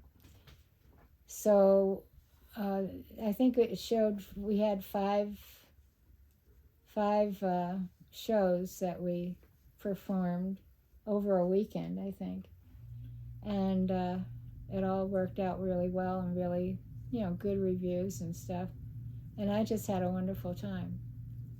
And the music is, I enjoyed. It was every song that I got to sing was wholesome and happy and just very nice. So it was all a benefit, and I think it was good for all of us, for the children to be exposed to something like that, and to also for the parents to take part and I think, yeah, It's got good reviews. yeah, well, you liked can it. Still make a little plug for the audio. You can still hear the recordings of it on YouTube. Who does? On YouTube, you can hear your recordings of it. Oh yeah, what really happened was Joe was offered a transfer to either Chicago or California, and what happened is that Joe decided we'd go to California. So that was a pretty dramatic reaction that I and the girls had to that plan, because we didn't want to leave Ohio. We were having such a good time there, and they had adjusted so well. But we went along with the decision, and not reluctantly, we finally decided that it's the thing to do. So we all went. And it was the end of the year, December, and kind of cold out there, and not in California yet, but out there in Ohio, and just the transfer and all. But it worked out. The company was taking charge of it and paying for it, so it was okay. Anyway, we got to California. We said our goodbyes and all to the friends and whatever we were involved in Ohio, and then went on to California. And now the children, it was 1973, so we could figure the children were going into their teens. A couple of them were, and anyway, we all were transitioning into higher grades and hoping that the transition will fall into place, and schools and all that. But we were optimistic about everything. So we went out, and we were given some time. We were in the same situation as we were in Connecticut. When we left Connecticut, we were put into a motel or hotel and stayed there until we went and found. Okay, so we went looking. We were told that Joe's job is going to be in Menlo Park, which is north of San Jose, but they said his income will not be enough to sustain us in Menlo Park. We'd have to go looking in a something less expensive down in like San Jose. So we did go to San Jose, and the realtor that we hooked up with that was going to be showing us the houses took charge. She had a list of things she wanted to show us, and the things she started to show us was up in kind of the northeast corner of San Jose, which was by Milpitas, which we never heard of, so we pronounced it Milpitas. We weren't sure how to pronounce it, but it turned out to be Milpitas. But actually it was on the border of San Jose, and then on south of South San Jose. And San Francisco was a little north of us. Anyway, she had some listings, and she took us to a couple of them. And we had come out of this big home, 2 stories and a basement. And we were looking for a bigger home, but the homes she showed us were 3-bedroom and 1-level ranch home. And then I had the book that she had all these listings in, and I started browsing through it while we were driving, and I saw this other house that was a 2-story, 5 bedrooms, and just looked more interesting. And I thought, I want to see that house. So when we looked at a couple of them that she had listed already, and I asked her if we could see that one, and she said, well, it's over your budget, and we don't think it would work out for you. I said, well, I just want to see it. I'd like to see it, and we could put a bid in it and see what happens. So if we like it. So we stopped off at this house, and it looked really nice from outside. And as I say, it was 2-story and looked like a nice, big, substantial house, and it was only about 3 years old, I think, at the time. The people moved up north toward Sacramento, and they bought another home up there, and they've not been able to sell it down here in San Jose. So all I wanted to see was what it was like. I just it was vacant, so I had the opportunity to just walk right through, not greet anybody or whatever. And we went right through the backyard, and out in the backyard I saw a grape arbor. First of all, there was a beautiful rattan covered porch that took the whole width of the house and attached to the kitchen and the family room in a sliding door. It was very nice and well kept. And then I went out. I saw the grape arbor from the porch right over there to the left behind it. And then to the right, I saw more fruit trees. And I realized that there was citrus, there were lemons, there was an apple tree, there was a cherry tree, and then over in the corner over there to the right, beside the side of the house, facing out to the front of the house, was a huge cactus corner with cactus pears and all that stuff that I'd never seen before and had no idea you could eat them.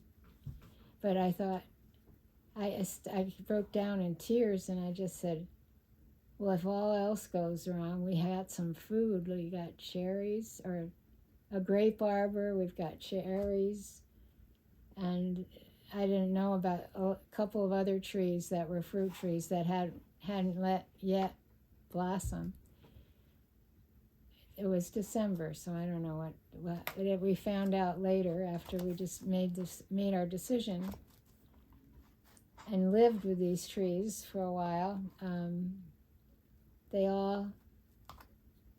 all blossomed and gave fruit and would have sustained us in a very pleasant way if we needed it. So,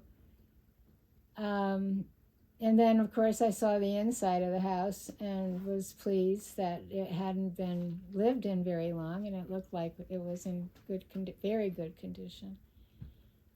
So I said to Joe, why don't we just make an offer? So I don't remember the exact offer, but I know we came down a couple thousand or more, and just figured, well, we'll let loose and tell them what we offer, and that's that, and leave it and let's see what happens. And that's what we did. And the lady was not pleased. I guess she wanted us to buy something she had hopes for, but we did what we did and took the chance.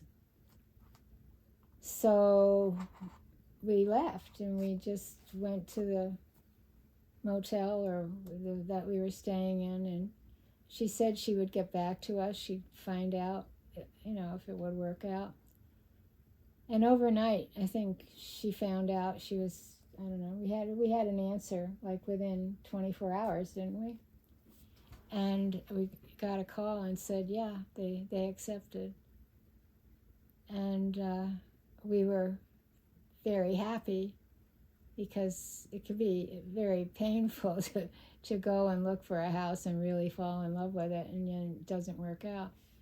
But this did, and we were so grateful. And so that was that.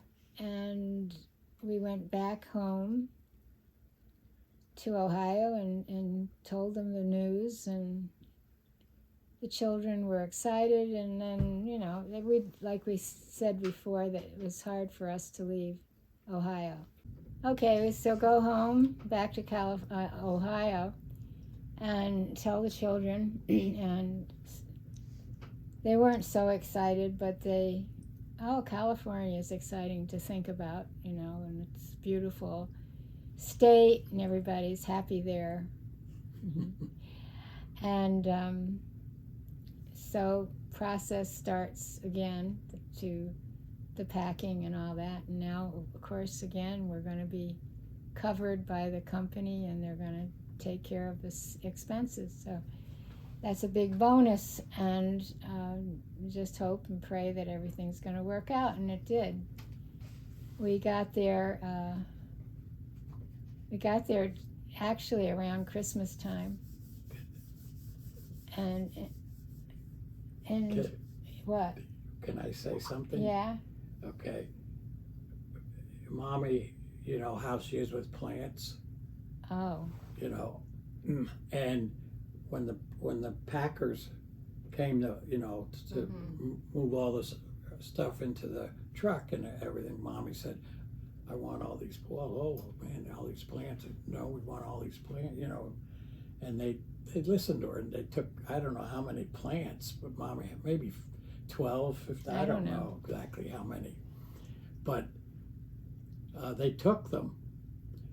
Remember those in the window? You want to tell? Oh yeah, there were a lot of them. You want to tell the rest of the story? You know the rest of the story. Well, because it was the weather.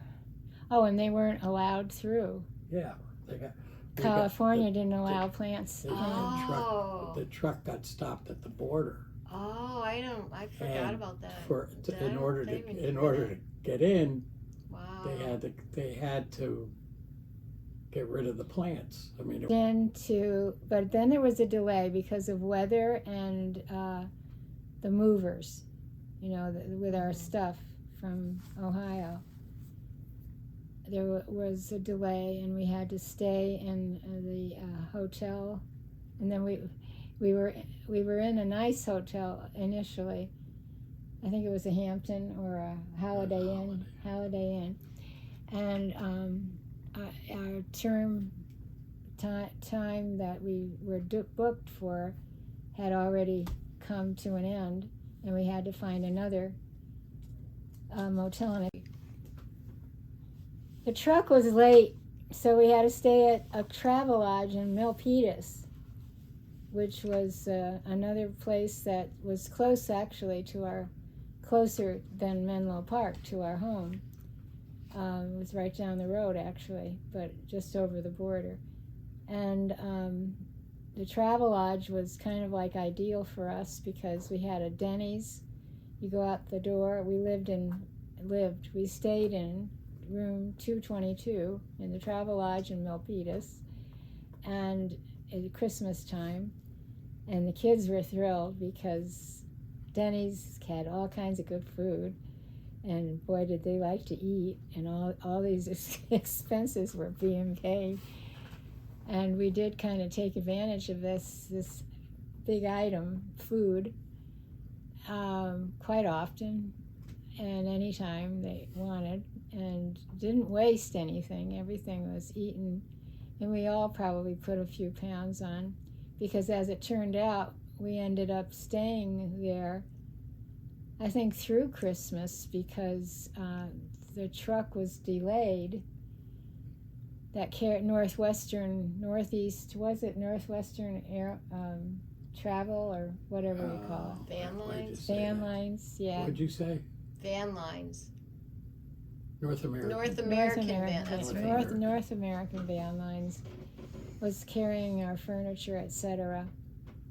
and they kept being delayed, so we stayed a longer period of time at Travelodge than we expected, and made ourselves at home. And then there was a Kmart right across the street, and we wanted to get a Christmas tree. And so we took the rental car, and I went over with a couple of children, and we found a perfect tree, but it was all decorated with balls and ribbons and bells. I think they had some bells, I don't know. But anyway, it was a full-size Christmas tree. So I asked I think it was like $15 or something like that, because it was marked down. It was so close to Christmas, they were just clearancing everything. So we bought it, but we had to carry it and take it over to Travelodge, and they jammed it in the back seat. And a lot of the balls and the bells, broke, but we still had a nice Christmas tree to draw out. We straightened everything out and fixed it up and made it look like it was Christmas. And we put it up in our 1.5 bedroom motel room, and then I tried to, get some last minute Christmas presents, wrap them and hide them in our 1.5 room. And we made it through, and finally the truck came with our belongings and everything straightened up, and now we're finally home. Yes? Can I say something? Just go ahead. The Christmas Eve with the children, with the gifts. Yeah. Remember, you went shopping. Yeah. I came home, and you went out and got other gifts for the children. Yes. And we came back, but where were we going to go to wrap the gifts? And we had the children go. We had you go in your bedroom, all in the one. Like you said, into the bedroom into there, their little corner, so the two of us could wrap the gifts. And what was kind of unique or fun was we were wrapping these gifts and sliding them under the bed, like and around the while we were room. sleeping. I guess you might remember some of Yeah, them. I thought water was running. Yeah.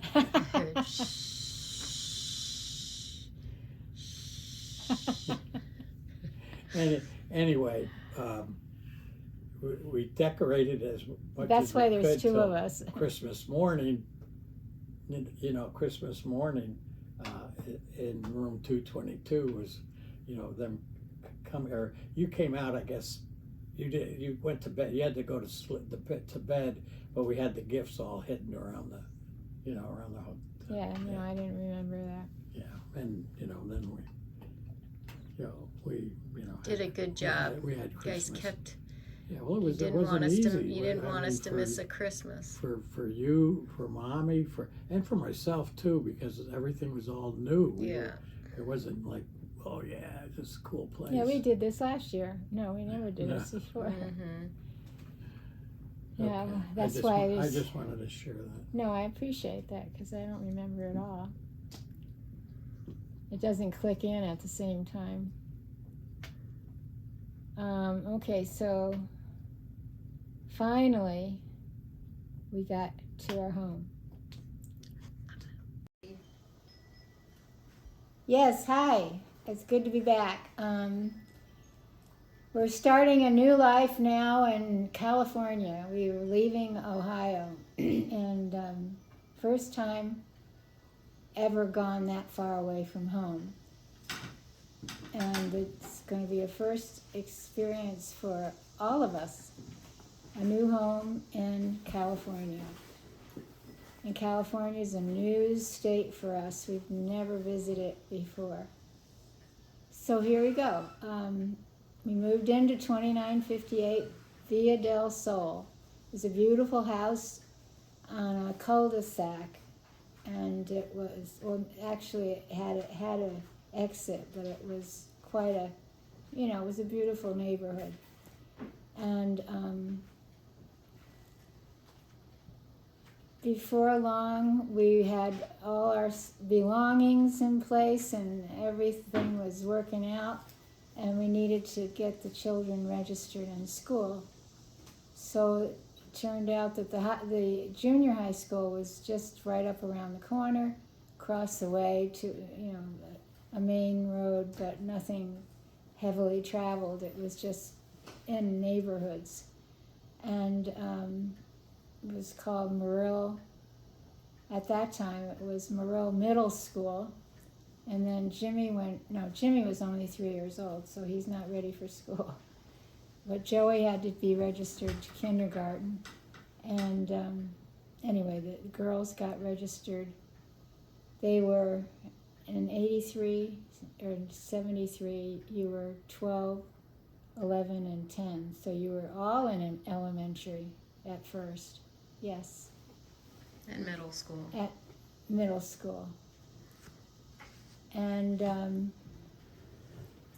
yeah, okay, so they got started and they had positive experiences, but they were still sad and missing Ohio for quite some time. It was not just overnight kind of a missing, because we had lived there for 4 years and developed a lot of friendships and stuff, so that was tough for them to adjust to for a while. For all of us, for me too. And so we just got used to the house. The house was fun. It was open and wide and new, practically new. And we had the 5 bedrooms. Katie had her own bedroom. Susie and Tracy had a, shared bedroom. And Joey and Jimmy had a shared bedroom. And Joe and I had a shared bedroom. And then one of the rooms we used as a sewing room, or a hobby room, or whatever we wanted to use it for. I did a lot of sewing in there, and that was good.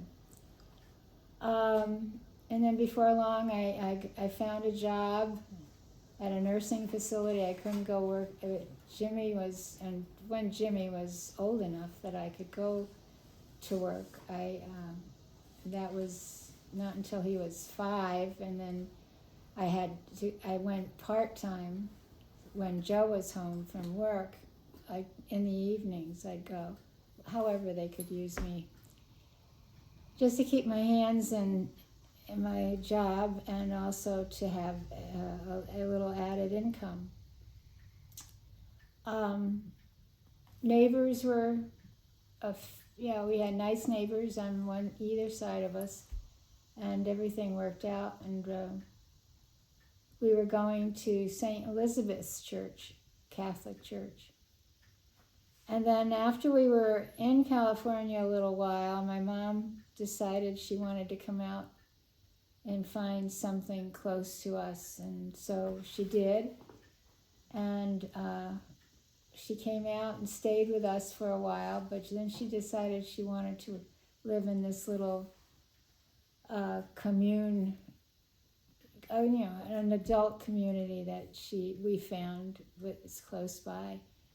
And she had her own car, so she could travel herself if she needed to. And so she found a little place over near Alum Rock, was about 3 miles from us, right down the road. Capitol Avenue was the main drag there, parallel with the highway. And she could travel easily, and they had lots of shopping everywhere close by. So she had met a friend, Bernice, I think was her name. And she just enjoyed it. She acclimated really well. That was not right away. It was a few months after she was with us. Her friend. Kennedy. Oh, Kennedy. yeah. Yeah, there was a gentleman who lived in Milpitas, who was a well-known, very busy man. He had his own business, and he was very personable and very active in the community.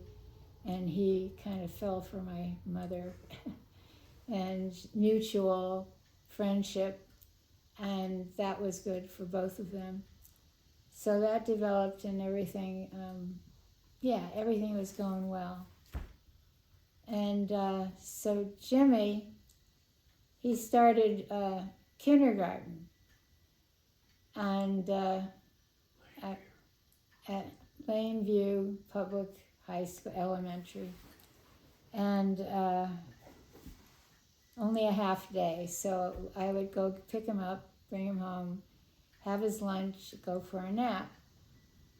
So one day, March 31st, 1976, he had been, how old is he? Well, he is old enough to go. Yes, okay, he was born in 70, so of course he's 5 years old now. So I bring him home, he has his lunch, and then put him in for a nap. And I get a phone call. And it was from somebody, a neighbor of my mother's. And she said, "Is your mother with you?" And I said, "No." I said, "Well, I try to get into her apartment, and I can't."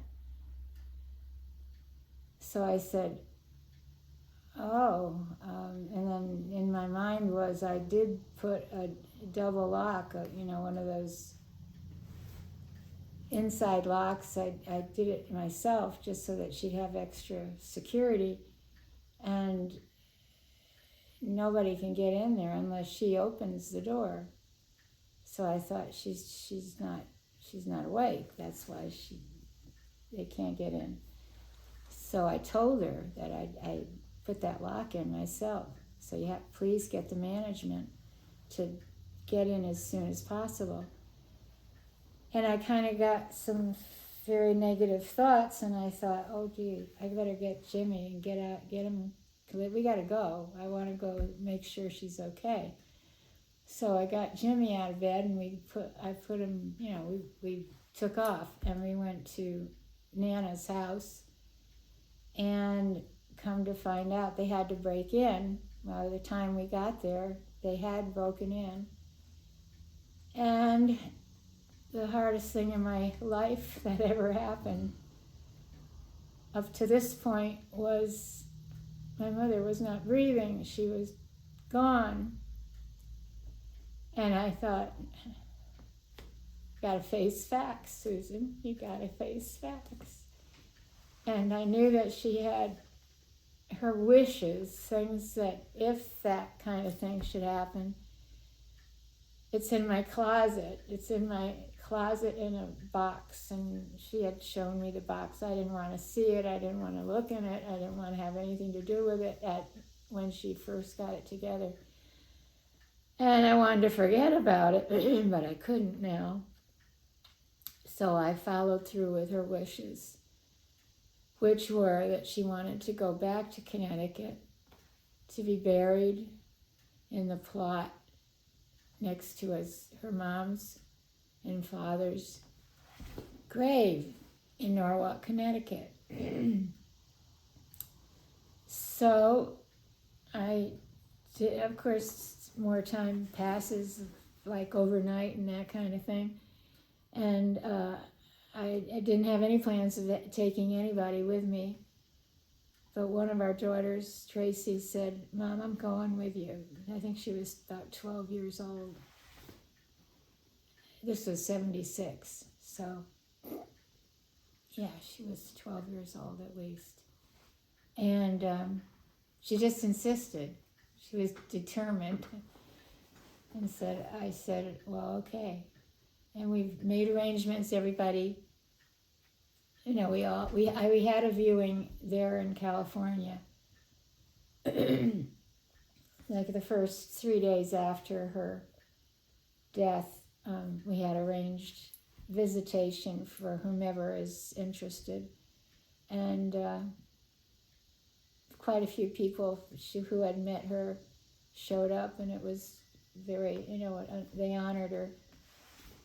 And so anyway, we left and we went back to Connecticut. And children are all going to be taken care of, arrangements made and overseeing and all that. We had people from the church and people who were interested in helping. And that was good. And Joe had to keep working. And anyway, all worked out. So I went off to Connecticut. And I had prearranged with her sister, my Aunt Helen, who was my godmother. She asked us to stay overnight with them. So we had a place to stay, and we were going to be taken care of while we were in Connecticut. And so when I first saw Aunt Helen, I don't know what overcame me, but I just said to her, I said, Mom wants you to know that she doesn't want you to worry about her. She's finally home, and she's the happiest she's ever been. And I thought, where are you getting your information from, Susan? And it just seemed to just fall into my head, and then that's what I said. And I believed it. And it looked like Aunt Helen believed it too. We all were, crying and unhappy about the loss, but just to think of my mother being happy was a wonderful thought. And then the funeral came, and people who came, a lot of people showed up, and they hadn't seen her in a while, and it was just a wonderful blessing to just be a part of this group of family and friends around my mother's grave, to know that they cared. And it was a beautiful day, and it was, by now it's April, and springtime, beautiful time. And one of my aunts, my father's sister, Marnie, from New Canaan, was at the funeral, and she came over to me and said, I just want to let you know I've made arrangements for you. One of my friends is a travel agent, and she arranged for your flight to be changed to Florida so you can stop off and see your father on your way back to Connecticut. Or wait a minute. California. Yes. Yes, my father lived in Boynton Beach, right off the highway A1A, and between the A1A and the Atlantic Ocean. He had a beautiful condo down there. The location was location. That was probably the best location you could find down there. So that's where we went after the funeral, and I thanked Aunt Marn so being thoughtful so that I could stop and see my dad. So we stayed overnight with my father, and we got there in the evening from California.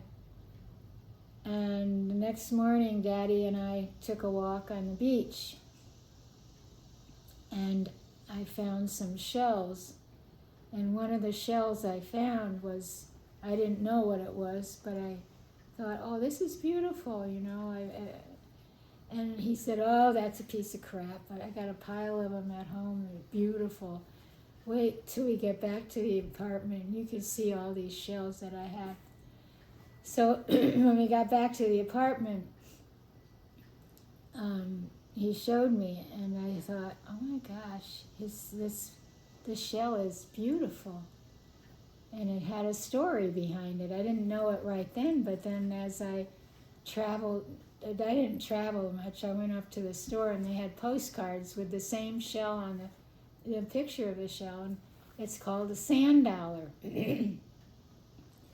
And in the sand, what happened is, when he showed me the samples that he had at home, broke one on the table. and it broke into like 5 little dove-shaped shells broke out of this thing. And I said, Daddy, what'd you do that for? And I started having tears because I thought, the dove represents the Holy Spirit. I mean, this. That's why I'd searched for the story behind it. And that dove represents the Holy Spirit, Daddy. He was an Archie Bunker. He said whatever came to his mind. And a lot of it was curse words now and then. It was not, nice things that he said. But they came out of his mouth, and I loved him anyway. Because that's the way he talked. But he didn't mean any harm. And so that was that. I didn't talk about anything else, but to me it meant that God was letting me know, you're going to be okay, Susan. I'm with you. You're going to make it. And I couldn't break loose with emotion because I didn't have time and I didn't have the energy, and I was wiped out by now. But I just thought, but just knowing that God gave me this example of his presence, I was okay, and that everything's going to be okay. So finished our trip down there, and I remember just being outside for a while and laying on the lounge chair, and Aunt Dot had lived in the condo up over Papa, my father, and I guess I just let out a moan, and I had no control over it, and she yelled out, Muzzy, you okay? That's the nickname they called me, and I said, yeah, I'm fine.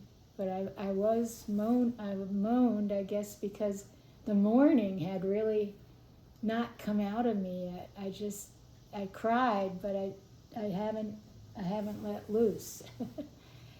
So I guess this is where I was, I moaned, and that was that. I didn't talk about it. We didn't build upon it, and then I went back to California. So I'm back in California, and there I had a job, and I worked at a nursing facility, skilled nursing facility, and I thought, I don't want to work here anymore. I don't want to work with all these old people. My mother died, and she shouldn't have gone. She was still too young. She was only 64 when she died. And I thought, no, I can't go back and work with old people anymore. I worked through that, and I did end up going back to work, but I really didn't have my heart in it for quite some time. Okay, so I did go back to work, and I did have this job at the PEO home. I can't tell you what it means because I'm not sure. It was like a secret society group.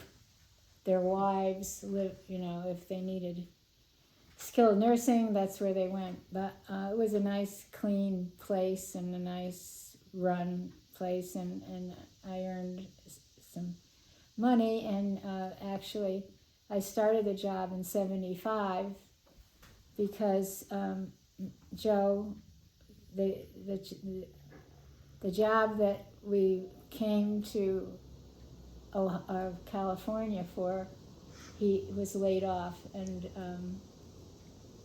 that was a shock for him and for us and our income. So I was able to get this job, and it was helpful. And he got the GI Bill, and that it's beautiful how things work out. Everything gets taken care of. And so anyway, that's where I went to work, and that's where I got some of my secondhand clothes. They had some really, remember that? We used to go to that thrift shop. Wow, good stuff. Good stuff, cheap. We have the alleys here in Pennsylvania. Good stuff, cheap. That's her advertisement. That's the way we would shop. Get it? It's got to be good and cheap. Okay, that's enough of that. So, yeah, all right. And so, where am I? Back to Florida. Now we're back to California. And I'm back to the PEO. And so that was my life, basically, and that's the way it went. And we adjusted accordingly. And I really didn't have any problem with my jobs. I enjoyed them, and they weren't interfering with my life, because it was with a nurse. You can work anytime, whenever it fits. You can just go and show up, pass the meds and do the treatments and do whatever is needed. You always work as a charge nurse if you're an RN. You take more than one job. Yeah, you're a head nurse or assistant head nurse and charge nurse, whatever they want to call you, however they like you or not. You make the most of it. Let's see, where else? Then 73, and then my experiences with the shell, the sand dollar, and the things that were happening were unexplainable. When I did get home, I don't know which trip it was, but anyway, when I got home, I think it was probably right away. I hadn't been home overnight. I got a phone call. So, okay, that same year, 1976, we as a family decided we wanted to go back east for Christmas. And Joe hadn't been back to his home for a long time, since he was in the Navy. And for Christmas, anyway, we did. We went back, and we had a wonderful time. And part of it was, I don't know if we spent a week or what, but I know one of the things I wanted to do before we went back to California was just to visit my mother's grave. Please, let's just go visit her grave. One trip up there, and then we only took a day to go up and back, but we did visit my mother's grave. And then December 30, let's see. We hadn't visited the grave yet. What did we do? I don't know if we visited the grave, and I had a dream. After we visited the grave, it was snow, it had snowed, and the 7 of us were there, and we had picked up a live rose, I believe, from each of us, and each of us put on my mommy's grave. And those times to visit a grave are not happy times, but soothing and comforting times. And we spent a little time there. And that night, I had a dream. We were staying at Aunt Mary's house. She had invited us from afar. Actually, I had called her and let her know that we were coming. And she said, well, I want you to stay with us when you're here in Connecticut for, to visit your mom's grave and stuff, because we were only going to be there overnight. And so we did, but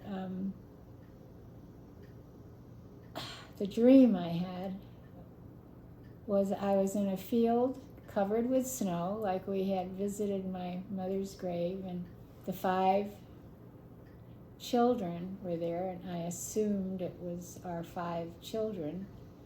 And I was just standing in the midst of the picture. And as I looked up, I saw this clear blue sky and twirling 4 corners, like wind in 4 corners, and heard the most beautiful choir. Oh my gosh. I can't imagine singers anywhere but heaven would sound any more beautiful than that. And I just was overwhelmed with the picture in my dream. And I thought I died. I thought, I'm not here anymore. I'm in heaven. And I kind of woke myself up to see where I'd be. And I was still in bed. And I looked at the clock, and it was around 3 o'clock in the morning. And I thought, I don't want to wake Joe up. But I said, I gotta wake somebody up. This is too good to miss. But he's not going to see it. But I gotta tell him. And I did. I woke him up, and I told him, and I'm having this dream. He said, oh, go back to sleep. So I did, but I couldn't. I tried to go to sleep, and I couldn't. And I knew that we were going to go back to Allentown that day, and I thought, I can't tell anybody about this. This is too, they'll all say you're cracking up. You're going through the change. You're wacky. You're just nuts. You've gone through a lot, and it's overdone. It's overcooked. Something. They're going to say something like, I don't want to hear that. I said to myself, this is too good to be phony, fake. This is real stuff, but I can't explain it. So anyway, we left. We got dressed, went back to Allentown that day, and now the weekend's coming up, and it was New Year's Eve, I think. And we had to go to church. That was a holy day of obligation, and the next day is the 1st, and it was a Sunday. So we all went to New Year's Eve Mass, and then we all got up and went to New Year's Day. And I was in the shower in that morning, that in their basement, they had a shower in Allentown. And I'm down there, and I'm singing, Hark the Herald Angels Sing. And I thought, I never sing that song, and I never even know what I'm singing, basically, because it's all stuff you memorize throughout your childhood. But I thought of every word, and every word meant something special to me. And I thought, that's amazing. That song is really amazing. Then we went to church, and all 7 of us, plus the 2 grandparents, we took up a pew close to the front of the church, St. Catherine's, which was considered a cathedral because they had an archbishop living in it, and it was special for the Catholic Church. But while we were kneeling in the pew, over to the right of my vision, what I could see, was first the altar in the middle, and then there's a little mini altar to the right, and I saw a very plain cross right there. And I found myself, from my heart, I wasn't thinking. I just, take me and use me, Lord. Please take me and use me. I didn't say anything out loud, but from my heart, I said, take me and use me. And tears started pouring out of my eyes. And then I thought, somebody's going to be attracted to this, and I think I'm having a meltdown or something. And I grabbed my tissues and my glasses, and I tried to, cautiously cover my eyes and stuff like that, just so I wouldn't cause a scene. But I knew something's happening. So when I did that, I thought, something did happen, and I need to talk to a priest. I don't understand it.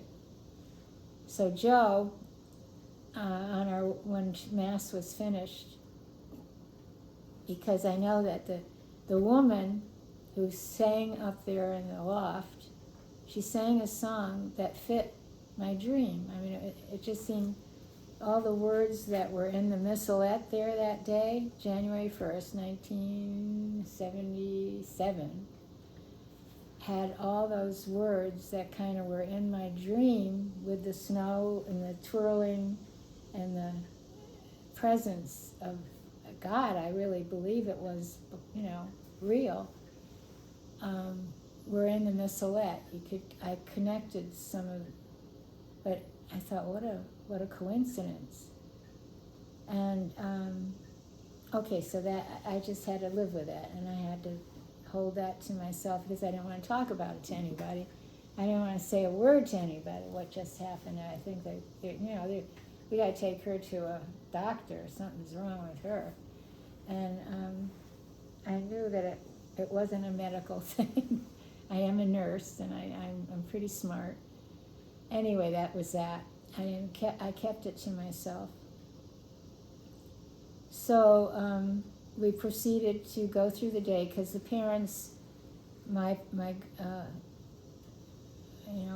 in-laws, mother and father, wanted to take us to breakfast. They knew we were going to be going back to California that day. And so we just had breakfast and didn't talk about any of my experiences, and got back to California. And so the next day we were home for a day, and I got a phone call from a gal I never met, but knew me through a friend who lived in New Canaan, Connecticut, and she had just become a Christian, and she wanted to know if I knew of any charismatic meetings in my area, because they were going to be moving to Fremont, which is a town right above San Jose, just north of us. And so later on, she left her phone number, and of course I called her. And after I had searched for a place to go for charismatic meetings, but there was something else that happened. The next day, I got a call from my neighbor who had taken care of Annie, our dog, while we were gone to Connecticut. And her mother wanted to know about charismatic meetings. I had never heard of them in my life before. So I think she may have been the first one to call, and then I got this other call from the other person for Fremont. And I think there were three, it doesn't matter how many called, but about total of three people called, like all within a day. I heard from three different people. And so I shopped around, and I called all the Catholic churches in the area, and I finally found the place where there were charismatic meetings, and it turned out to be St. Joseph's Church, and it was Father Bush, and then I thought, I gave him a synopsis of my dream and things that had happened to me, and he said, oh, you've got to come to the meetings. We have to have them ongoing now, and we're kind of midway a book, The Holy Spirit in You, by, I'm not sure what the name of the author was. And but I think I finally got the book, but not right away. So I went to the first meeting, and I couldn't wait. It was like going to be a week away or something like that. And I go, oh, finally, I'm going to find out what happened. So I go down to the basement of St. Joseph's Church, and that's where they have Holy Spirit in You classes. And when I walked down, I just felt like I'm home. You know how good it feels when you're with your family, and people who know you, and they just, they want to see you, they want to be with you. it was like going down to, family. And I felt, oh, this is where I'm going to get straightened out. So they put me in they were all groups of like 8 people. And there are about, I don't know how many, but there are quite a few people there. And they assigned me to the group. And, oh, what's your story? So I told them. And because I don't know what I'm doing now, and I haven't been able to talk to anybody who knows what's really happening. So they all decided Susan has been baptized in the Holy Spirit. And I didn't know what they're talking about.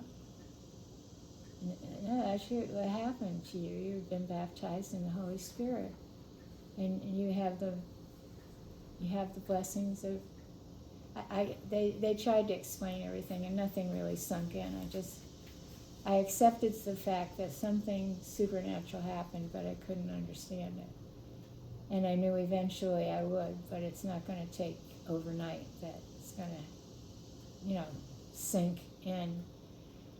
But I was happy to be with people who understood.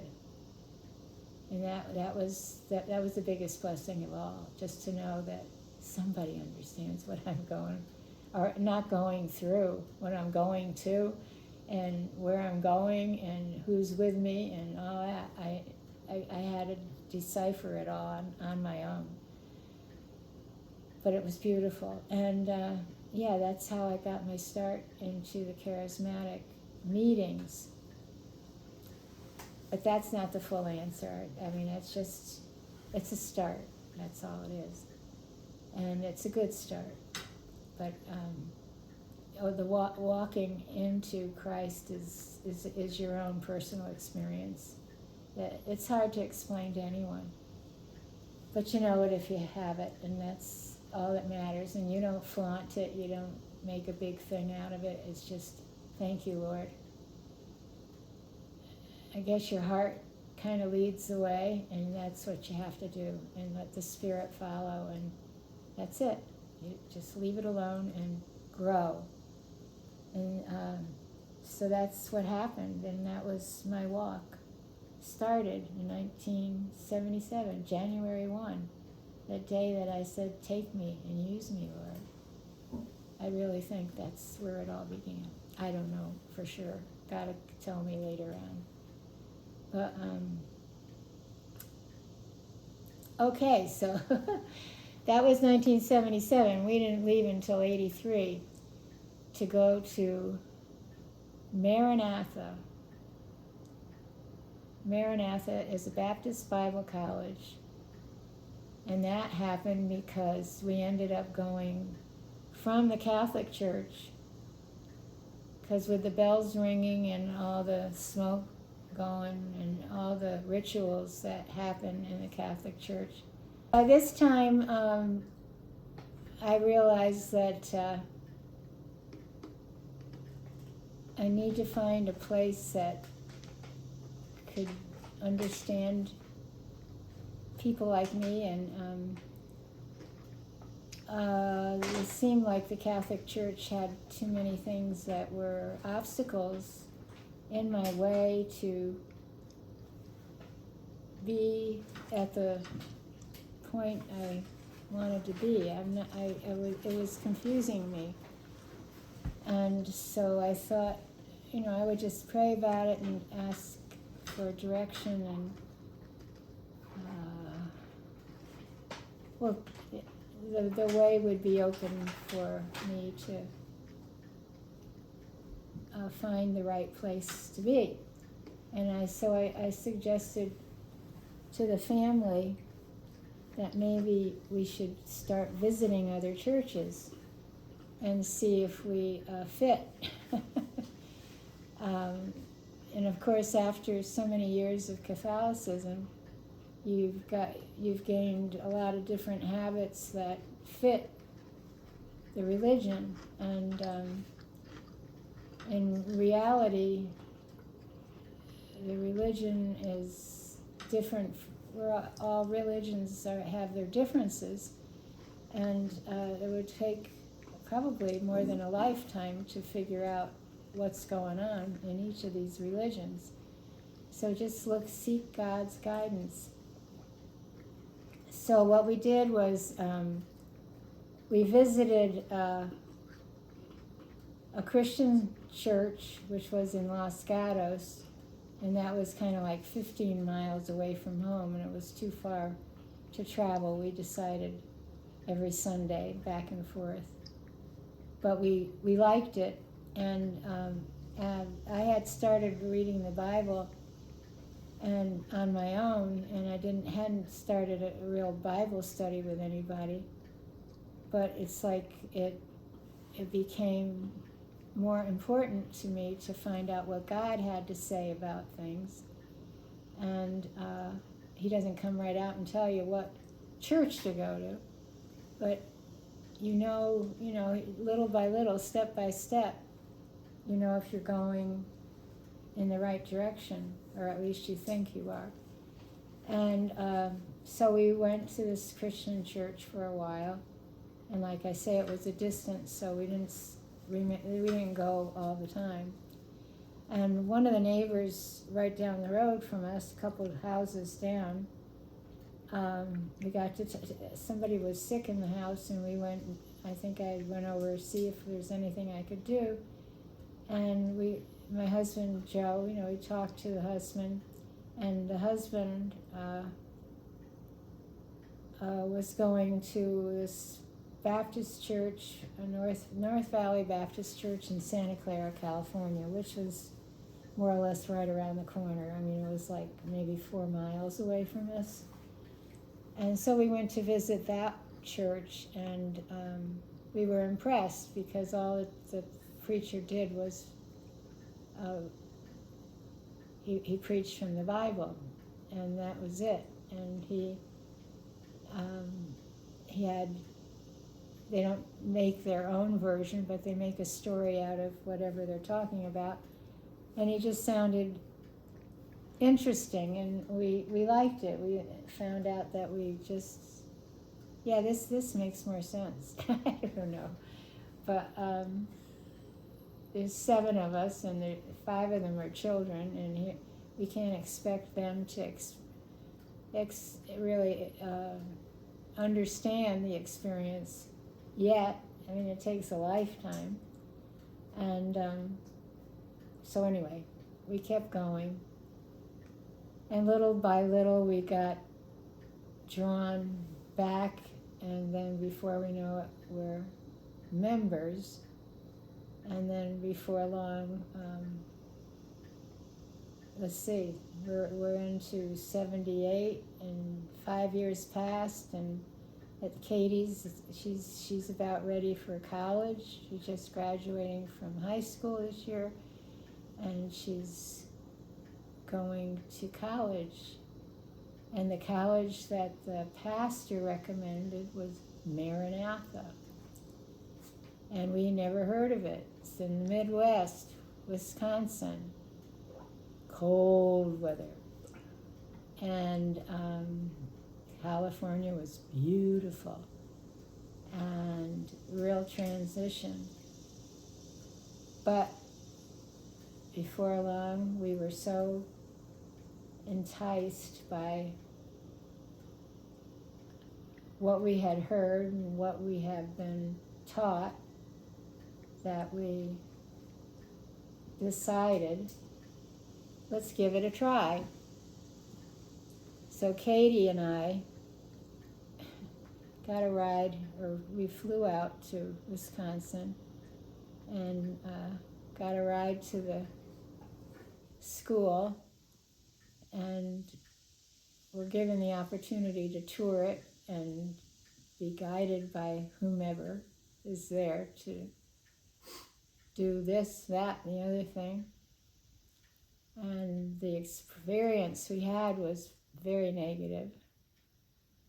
This was a school that was an old Catholic college of sorts, I don't know.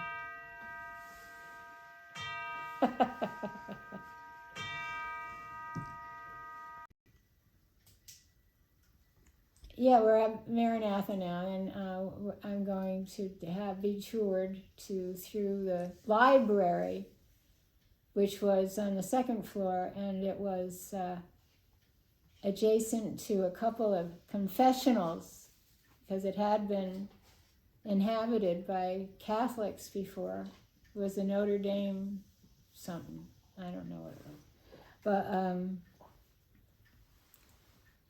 I saw this portrait of Jesus and Mary, a beautiful big portrait covered with a tainted, it looked like a rag. It was like a drape, but it's been there for maybe all those years that it had been there, covered over, just to kind of camouflage that hair area. And I did see that there was a portrait underneath, and I didn't pull the drape there, but I did see the picture of Jesus and Mary, and I thought, man, that's a picture that I've seen all my life in a church, or in the pictures in the church, and the people's homes and all. And to me, it meant your heart. And there it is, covered up by this piece of burlap or what it was. And I thought, that was a negative. That was a real negative for me to see. And then the confessionals that we were told we needed to go and confess our sins. And I remember I had to confess, because I was kind of nasty sometimes to my mother. I said bad things, and I wasn't a bad person, but now that I read some of the Bible, he says, there's none righteous, no, not one. And so, no, I needed to go to confession, so I would go to confession. I remember once I went to confession, and I confessed that I was staying with my father and my stepmother. And my stepmother she didn't go to church, and neither did my father. But on Easter they did. And I had been with them at Easter, this recent Easter, or not this recent, but anyway, one of those Easters. And I went to church with them. And if you go to another church while you're a Catholic, you got to confess it. So that was something I had to confess, and then, that was a typical sin for a Catholic, to go to any other church but their own. And the confessionals brought back a lot of memories, because I'd make up. I didn't make up, but I figure I must have done this, and must have done that, because I have to confess something in order to have a clear conscience. So I did. But the tour was kind of a blah thing, and the gal who gave us the tour couldn't have been blah. It was just about it just, no life. It was just no sparkle. But that was okay. We've been told that this is the school you should go to. And so we went through the tour and finished it, thank God. We just got out of there for a while, try to make our minds up. But we didn't want to make up our mind in a hurry. We needed to talk it over. So we went back to California and decided, and started our run with the Maranatha College. And Katie got the first run, and she has been acclimating to many things, because Mommy, I guess they thought I went nuts. They must have said, Mommy's at that age, where women get kind of screwy. They kind of go into their own little world, and she'll come out of it. She'll be okay.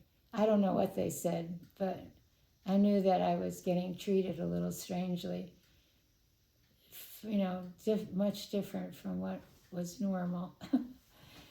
And I can't imagine what I would have been like if I had to go through something like this. But they handled it well. They didn't rebel, and outwardly, they did things nicely. They were polite and kind, even though they'd stick their tongue out at me once in a while and roll their eyes and, sheesh, that kind of thing. But we managed. So, okay, Maranatha became part of our lives. That it turned out to be a big part of our lives. Each one of the children ended up going at least for 2 years.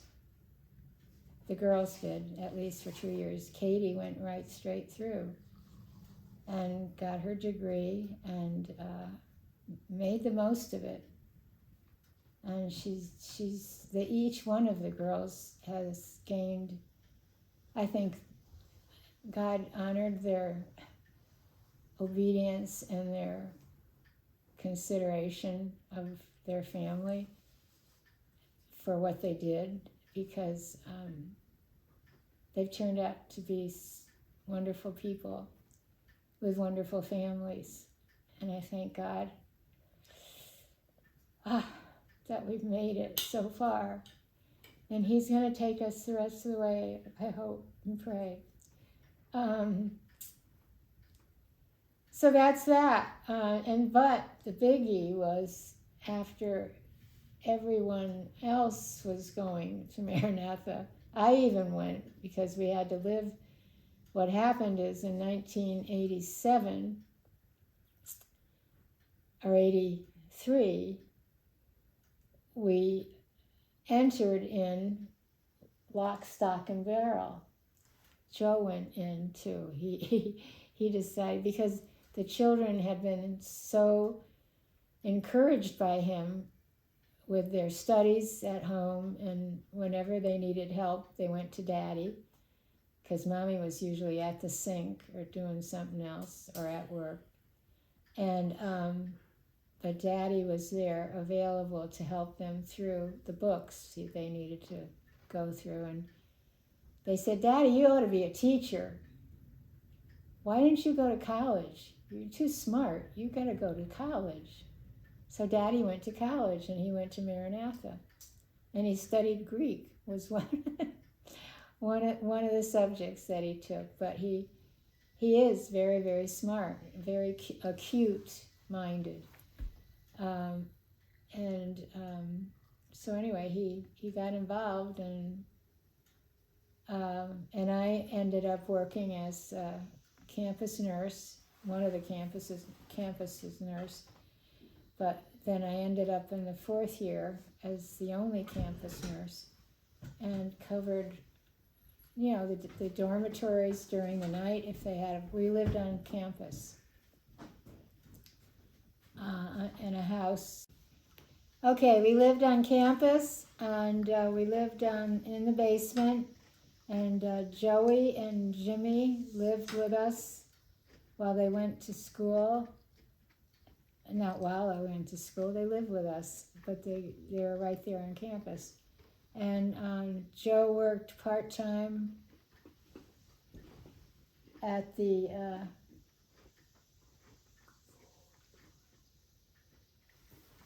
okay. It wasn't part-time. You could talk about it. Bethesda. Yeah, okay. And I had experiences I worked as a nurse at Bethesda.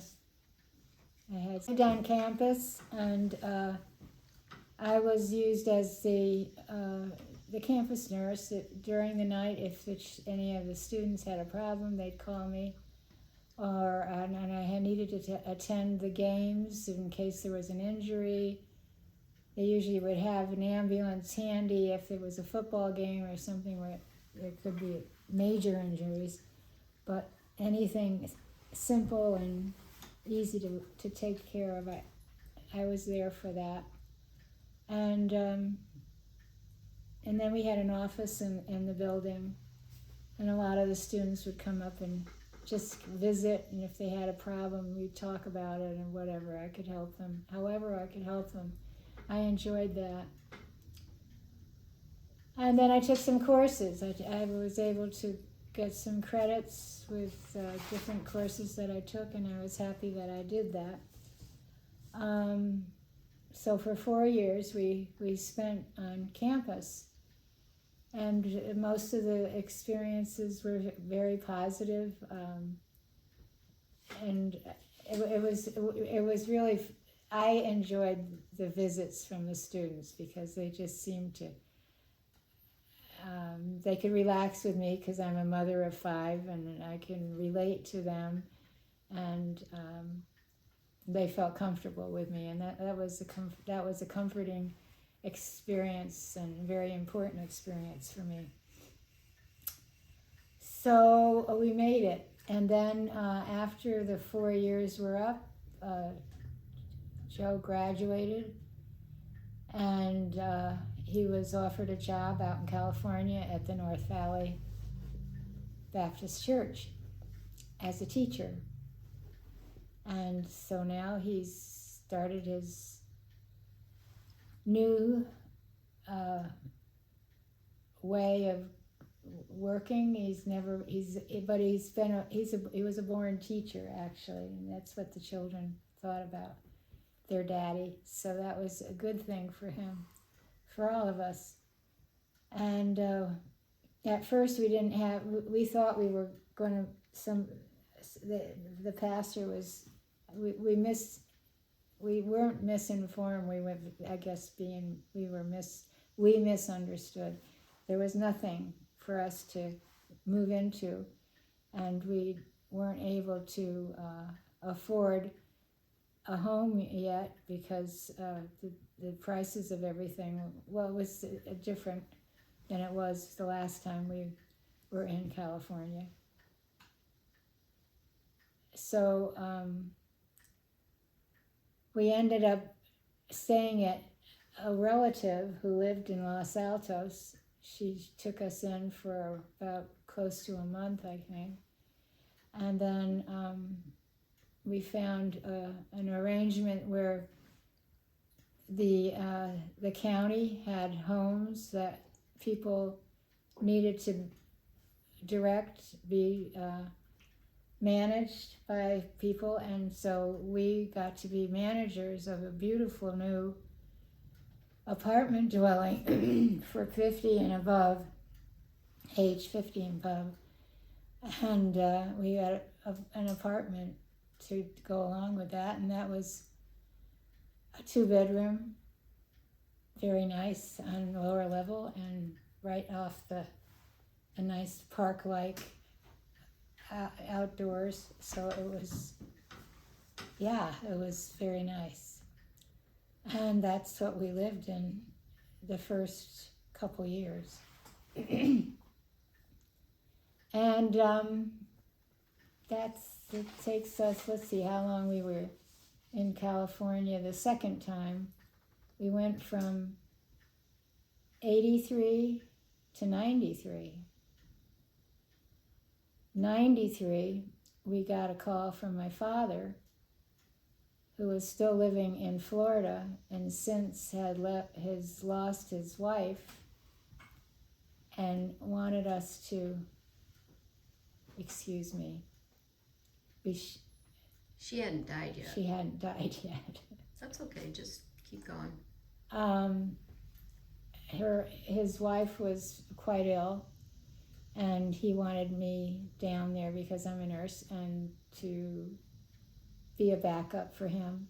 And so the two of us moved to Florida, and we lived in the condo that was right over my father's place, and we were able to purchase it for, enough. But I had mentioned earlier that this area that he lived in was probably one of the nicest places in this nation to live. So, Yeah, we went down there, and I found a job working for the state of Florida as an inspector, working for the Agency for Healthcare Administration. And I had gotten that job originally, the same job, out in California at the end of our stay out there when I was working in a skilled nursing facility, and the nurse was following me that day from the team, asked me if I'd ever be interested in being an inspector, and I said no. And she said, why not? And I said, well, I can't go around intimidating people the way you do, what you and your team does. Not that she did personally, but the rest of them, they go around with their, like they're inspecting you. They got the glasses down half off their nose, like they're big shots, and they want to make you squirm. And you are squirming because you know that they're looking for every detail. I said that, and I was honest about it. I said, I just couldn't do that to people. I know how hard we work here. So she said, we're not all like that. And so anyway, before long, the owner of this place I found out it was a family-run business, but I think the government was moving in and taking over, and things were changing a lot. And these new owners showed up, and I thought, I don't think I'm going to go check that job out. So it was a long, grueling time that I had to kind of be tested and visited with. But anyway, they gave me a job, and once I got there, I could finally make a difference. When I found, I would tell the nurses when I went to the for the surveys, I'd just let the nurses know, listen, I'm not here to interrogate you. I'm not here to give you a hard time, because I had to do that a lot of years. About 40 years I worked for skilled nursing facilities, and I had to go through these inspections, and I know what they're like. I'm not going to be like one of those girls, and just don't worry about it. But if you know there's a big problem here, kind of give me a nudge, kind of let me know what the area of concern is, so I'd be on the lookout and help make things better for you guys, and especially for the residents. And so they were grateful for that, and that helped them to relax and helped me to relax, because you don't want to be uptight when you're doing something like this. And that's it. So I was happy to have that job and finally do something worthwhile. I mean, more worthwhile than what I already had done. I could make a bigger difference now for them in a positive way. Okay, we're back to Florida. I want to tell you about all the good things that happened down there. It's beautiful. And if you ever get a chance, you just go down there. Your parents know where it is, and you'll find it. And hopefully you'll be able to find a place nearby or just at least visit it. And anytime you guys came, we had a blast. Just so much fun. Either to the beach, to the pool, to the shuffleboard, over the intercoastal for a meal over at the Boynton Beach Diner, to the shopping at Publix, to McDonald's across the intercoastal. I haven't been down there in a long time, but I don't imagine it's changed too much. And there's good shopping just a little bit west, but there's nothing better than going down to the beach and watching the pelicans and the sandpipers and hearing the waves and seeing the people out there on surfing or whatever's going on, or just being there and being still. We have a gazebo right there at the on the beach, above the beach. You walk to the entrance to the beach, and up to the right is the beautiful gazebo overlooking the whole scene, in a covered gazebo, not very nice. And I wish I was there right now. It was beautiful. And it was just such a pleasant place to be. Peaceful. Yeah. I don't know where it's more beautiful. We haven't traveled a lot around the world, but we have traveled once to Ireland, and that's a beautiful place, but I wouldn't want to live there all the time. This was an ideal location. And so please visit, even though you don't know what we're talking about. You could look it up on YouTube. YouTube has everything about anything. So you could check it out there, and we have lots of pictures. And yeah, Scooter was the first grandchild to come down, and by himself. And he went fishing with Pop-Pop, with the two of us. We went on a boat that you had to, it was specially for fishing. It was a fish. And he got a big one. I don't know what kind, but he got one, and he was really excited. I think it was probably his first trip on the plane by himself. And he was a real, he went through it really well. He's not a tough guy, but he made it. And he's not a crybaby. He's a good worker, he's a good thinker, and he's a good friend. He's fun to be with. Yeah, over the years, most of the grandchildren, our children, came down to visit. They all got to enjoy the surroundings and what's going on down there. Okay, so that's it. Let's see, we lived there till 2001. And in 2001, we got a call from Tracy that there was a position for teaching for Joe in Faith Christian Academy. And why don't y'all come up here? So we moved to PA.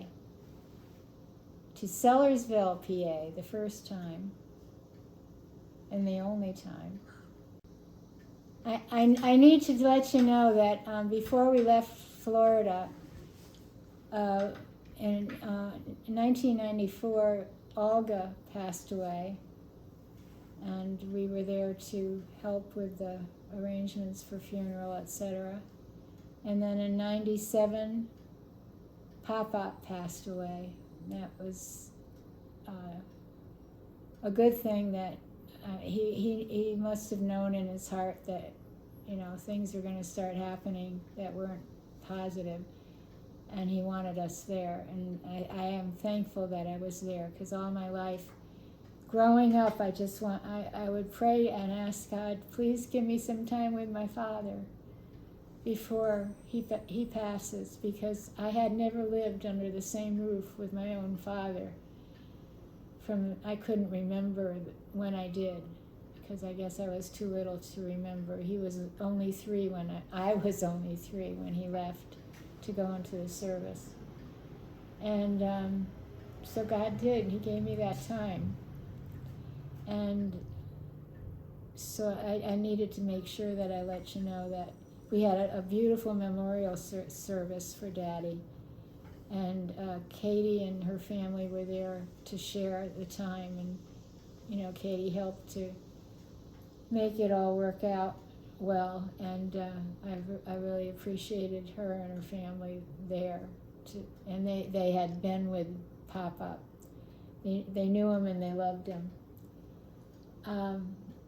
Okay, that's, I didn't want to miss that. I wanted to make sure that you all knew that we took good care of Pop-Up and Olga as well as we could. And that's it. That's the end of the story. And now we're moving up to PA. And we move into an apartment in Sellersville, PA, which is in Bucks County, Upper Bucks County. And it was quite a change from our apartment or condo down in Florida. And it took some adjusting, but yeah, a little bit adjusting here and there, and things work out. So we moved from that apartment to where we are now, where we have more space, and on one level. There we had a stairway we had to go down and to the basement to put a lot of storage, and you have people living right in the next, and you've got plywood walls. I don't know if you have not much depth to the walls, so you hear everything up above you and beside you and around you, which was kind of a big change for us, especially for me, because I was in the house all the time. Or I didn't have a job now. I was stuck in the house, and Pop-Up went to school. All he had to do was roll down the little bit of hill we had, and then up a little bit of hill, and there's the school right there.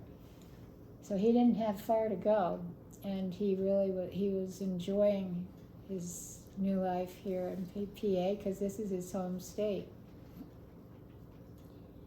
And I was still adjusting, and so that's about it. We've acclimated. Let's see. We went to the Baptist church here. We started in a Baptist church, and then we moved to where we are now, which is in Quakertown. And there we're closer to Calvary Chapel. And we found that we appreciate this church more than most that we've been in. And but the thing is, you carry your love for Christ wherever you are. And the most important thing is that we're here to share our lives, our love with people we meet, people we can help, and especially our family. For me, family is everything. And I miss you all so much, and I wish I could be with you. But due to circumstances beyond our control, this is the way it is, and that's the way it's going to be, I guess, the rest of the way. So I just pray that you all feel the same and know the same simple stuff that we know, that God loves you, we love you. Be the best you can be, and help others. We kind of have to think of others before ourselves sometimes. As long as things are going all right with you, just remember you have neighbors that might need a little help now and then, and friends that don't seem to have any troubles, but sometimes, not too many people can live in this world without little troubles now and then. So just be there for one another. And I love you. I can't believe I'm doing this. It's painful to say goodbye. I'm not going to say goodbye. I'll see you soon. What? Bluebird. Bloom. Blue where you're planted. Yes, That was your famous. I know. Well, I wrote that I've picked it up along the wrote way. it down here. Yeah, hold on to little things you hear that you know that speak to you, like bloom where you're planted, because that spoke to me when I heard it, and it's so important to share your. And Don't share your bloomers. Bloomers could mean something else. Just be yourself. The more natural you are, the more supernaturally you can be used. So just be yourself. Be natural. Don't try to be a copy of anybody or anything. Just be you. Find out who you are, and that's that. Amen. Okay, I love you.